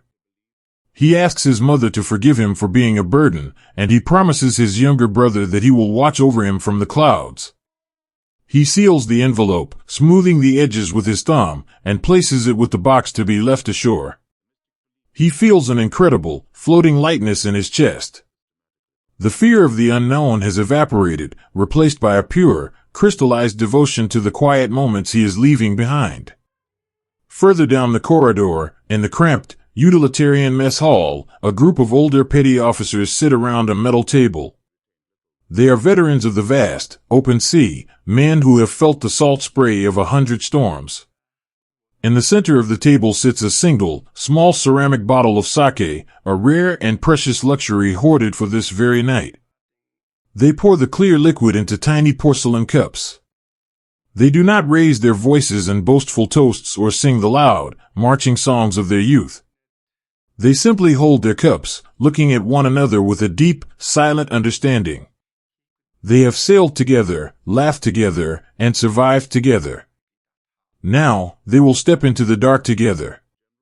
An older boatswain, a man whose face is lined like the bark of an ancient pine tree, raises his cup just an inch. To the cherry blossoms, he whispers, his voice rough with emotion. To the falling petals, his friends softly reply. They drink the warm sake, feeling it spread like a gentle fire through their chests. They smile, a fragile, beautiful expression of profound camaraderie, and then quietly begin to clean the table, making sure everything is perfectly in its place before the morning comes. When the dawn finally broke, it was a quiet, gray morning. The mist clung tightly to the green hills surrounding the harbor, wrapping the world in a soft, melancholic shroud. The massive anchor chains of the Yamato groaned, a deep, sorrowful sound that echoed across the still water as they were pulled from the mud. The great ship began to move. She did not roar, she glided. Despite her unimaginable weight, she slipped through the water with a heartbreaking, majestic grace. The men stood in perfect, silent formation along the edges of the vast wooden deck. They wore their dress uniforms, standing shoulder to shoulder, a long, dark ribbon against the gray steel. They looked toward the shoreline. They could see the dark green silhouettes of the mountains, the familiar curves of the land that had nurtured them. They did not wave. They did not cheer.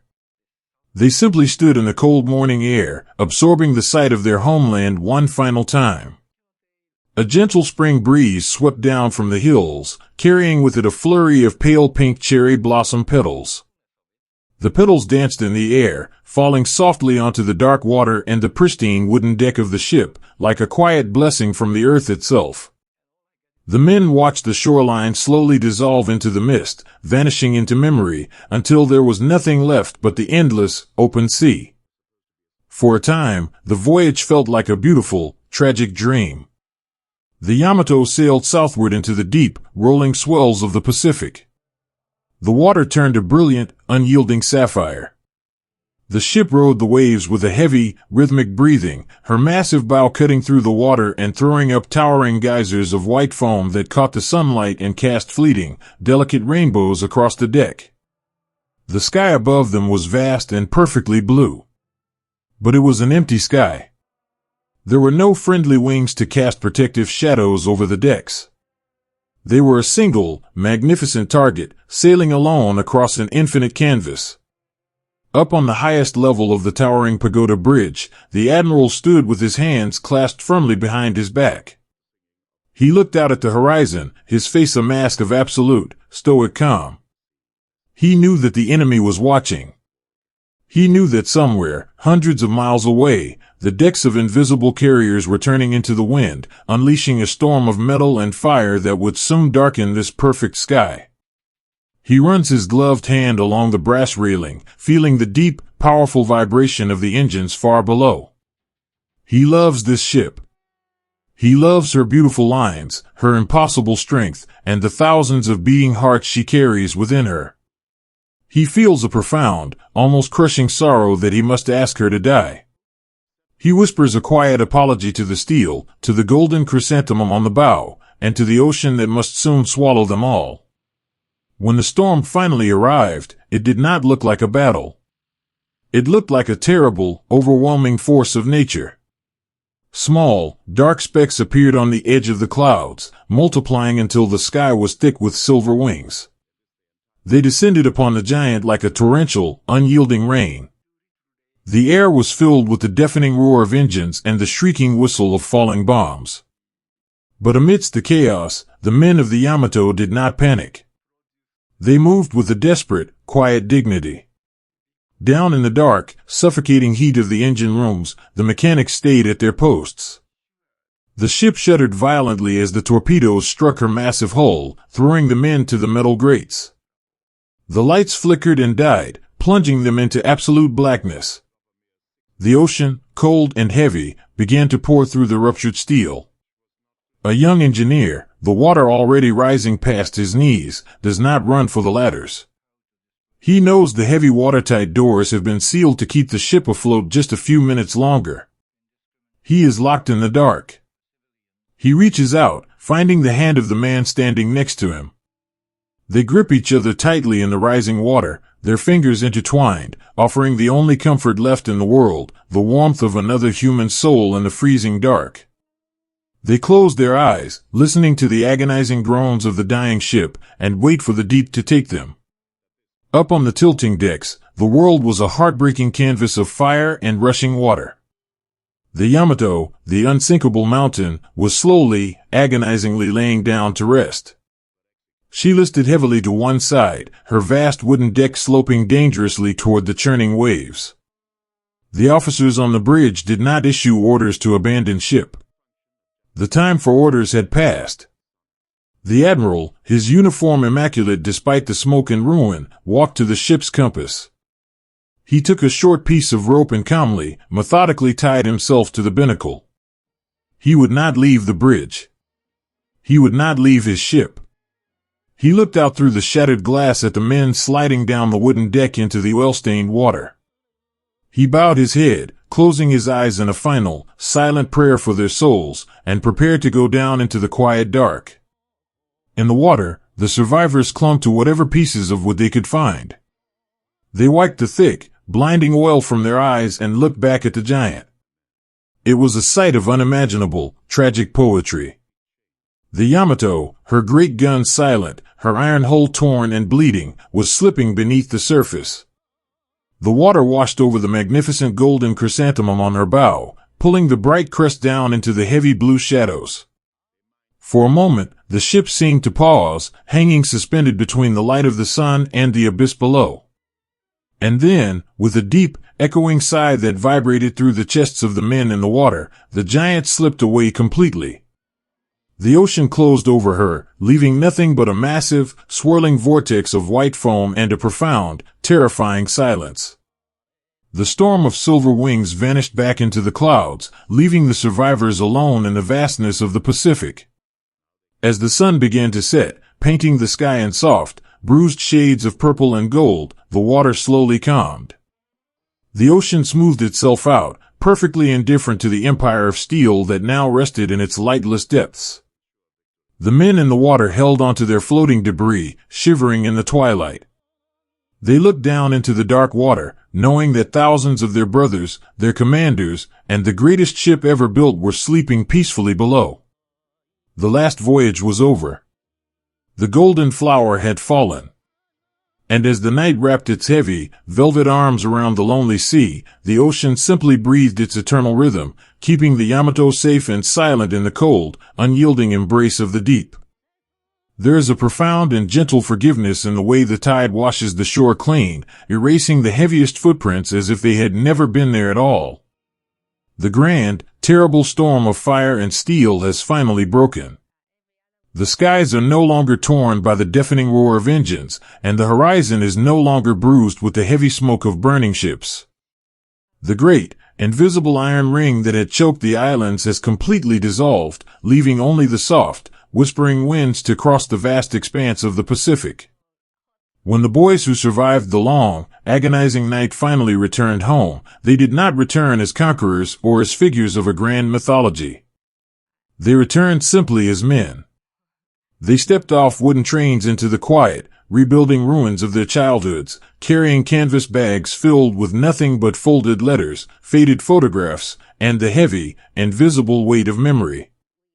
In the quiet coastal villages, where the salt air mingles with the scent of ancient pines, the mothers and wives walked down to the water's edge. They did not look for towering masts on the horizon anymore. They wore simple, faded cotton, their faces lined with the profound grace of those who have endured a sorrow too deep for tears. A mother stands on a smooth pebble beach, the cool autumn water washing gently over her bare feet. She holds a small, beautifully carved wooden boat, no larger than her own hand. Inside rests a tiny candle, its fragile flame sheltered from the wind by thin walls of translucent paper. She kneels and sets the boat on the water, giving it a gentle, trembling push. She watches it drift, a tiny spark of love sent out into the endless dark blue. It is a quiet, whispered lullaby to a son who will forever remain a sailor of the deep. Down the coastline, 1,000 other candles join hers, a constellation of floating stars bobbing on the gentle swells, carrying the quiet prayers of the living out to the silent guardians of the sea. Far out beneath that dark blue surface, miles below the rolling waves and the warm light of the sun, a beautiful, silent transformation has begun. The ocean, which for years had been a canvas for the anger and fear of men, is slowly, patiently taking her world back. Down in the eternal twilight of the abyss, the great iron leviathans are resting. They do not look like weapons of war anymore. The towering pagodas, the massive gun barrels, the sharp, cutting bows, they are all being softened by the delicate touch of the deep. Delicate, branching corals of pure white and pale pink are beginning to bloom along the rusted armor belts. They grow with the slow, unhurried rhythm of nature, wrapping their fragile fingers around the cold steel, turning the magnificent, broken warships into sprawling, artificial reefs. Schools of tiny, silver fish dart playfully through the empty, shattered windows of the command bridges. They swim through the silent hangars where young mechanics once worked with grease-stained hands. The heavy propellers, which once churned the ocean into a furious white road, are now perfectly still, blanketed by a soft, gray layer of shifting silt. The ocean does not judge the steel. It does not remember the colorful flags that were painted on the canvas wings, nor does it care for the heavy brass crests bolted to the bows. It only knows that these shapes belong to the sea now, and it embraces them with a gentle, suffocating love, covering the deep scars of war in a breathtaking blanket of living, breathing beauty. In this quiet, lightless world, there are no more borders. There are no more lines drawn on maps, and there are no more enemies. The young boys from the snowy mountains and quiet rice terraces of the home islands sleep right beside the young boys who grew up in the golden wheat fields and bustling cities across the great ocean. They share the exact same dark, silent bed. When they were alive, they were separated by vast distances, by different languages, and by the terrible, heavy demands of their nations. They were taught to look across the water and see shadows. But in the end, when the ship slipped beneath the waves and the fire faded into the cold, they all discovered the exact same truth. They were all just boys who missed their mothers.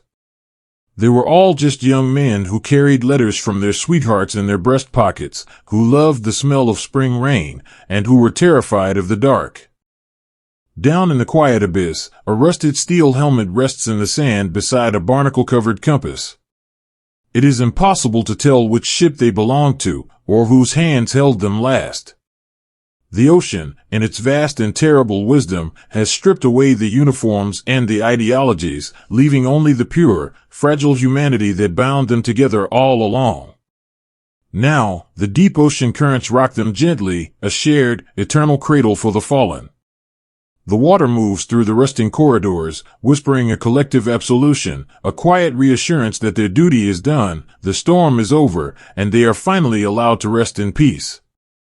Decades pass. The seasons turn with their reliable, comforting grace, bringing the blushing cherry blossoms of spring and the brilliant, fiery maples of autumn. The coastal cities rebuild, replacing the wooden ashes with gleaming glass and sturdy concrete. The harbors fill once more with ships, not gray mountains of iron, but brightly painted merchant vessels carrying the joyful, bustling trade of a world at peace. The laughter of children echoes along the breakwaters where lookouts once stood their lonely, freezing vigils. An old man walks slowly along a concrete pier. He walks with a wooden cane now, his body bent by the heavy weight of time, but his eyes are still sharp, carrying the distant, blue reflection of the open sea. He is one of the last remaining mechanics of the great fleet. His hands, once strong and constantly covered in the dark oil of airplane engines, are now frail, mapped with the blue veins and brown spots of age. He stops at the edge of the pier, resting both hands on his cane, and looks out at the unbroken horizon. He comes here every year on the anniversary of the day the sky fell empty. He does not wear a uniform. He does not harbor any bitterness or anger in his weary heart. The sharp, jagged edges of his grief have been worn completely smooth by the years, just like a piece of glass tumbled endlessly in the surf. He reaches into the deep pocket of his woolen coat and pulls out a tiny, folded paper crane. It is identical to the ones he used to tuck into the cockpits of the young, frightened pilots so many years ago. He looks down at the fragile paper. He remembers the boy's smile, the way his dark eyes widened with an eager, terrifying bravery before he lifted his machine into the clouds. He remembers the quiet way the boy bowed to him before sliding the glass canopy shut. But as the old man looks out over the water, he also thinks of the men on the other side of the horizon, the unseen sailors on the great gray ships who were waiting in the dark, the young men who were pulled beneath the waves by the very boys he helped to fly. He realizes now, with the profound clarity of a long life, that they, too, were someone's children. They, too, were waiting for letters that would never arrive. They, too, were just doing what they believed was right, caught in the same terrifying storm. The old man kneels, a slow and painful movement that makes his joints ache, and places the paper crane gently on the surface of the water. He watches it catch the outgoing tide. "Sleep well," he whispers, his voice trembling slightly, like a dry autumn leaf caught in the breeze. The wind is calm. The morning is clear. He watches until the tiny white speck disappears into the vastness of the blue. As it vanishes, he feels a profound, settling peace wash over his soul. He has finally forgiven the ocean for what it took from him, and in doing so, he has finally forgiven himself for what he was forced to give. The story of the Great Fleet is no longer a story of conquest, or grand strategy, or the tragic loss of naval superiority. It is not a cold ledger of victories and defeats. It is a story of love. It is a testament to the incredible, heartbreaking lengths to which human beings will go to protect the fragile warmth of their homes. It is a story of quiet resilience, of writing poetry in the dark, of sharing a single sweet potato in the freezing cold, and of holding tightly to a memory of a cherry blossom while falling from the sky. The grand ambitions of empires are merely castles made of sand, built proudly on the edge of the tide. For a brief, fleeting moment, they stand tall, casting long, imposing shadows across the beach. But the water is patient. The ocean always returns, washing over the walls, dissolving the towers, and returning the sand to the smooth, unbroken shoreline. Today, the Pacific is calm. The trade winds blow softly through the green palm trees of the distant, tropical atolls, making a sound like a quiet, rushing river. The water laps gently against the white coral sands, singing an eternal, whispering song. It is a beautiful lullaby for the scholars who left their books behind, for the mechanics who polished the glass, for the old admirals who tied themselves to the bridge, and for the young farmers who missed the smell of the earth. It is a lullaby for the brave boys from across the world who met them in the deep, sharing the same fears and the same quiet end. They are all home now. They are held forever in the vast, loving embrace of the sea, where the water is eternally cool, the silence is perfect, and the night is forever peaceful. The great, iron ships are turning back into the earth, and the souls of the men who sailed them are entirely free. They ride the morning mist, drifting upward to dance among the quiet, eternal stars. Listen to the gentle, rhythmic breathing of the waves. Let the heavy weight of the world slip from your shoulders, just as the heavy steel slipped beneath the surface so long ago. The storm has passed.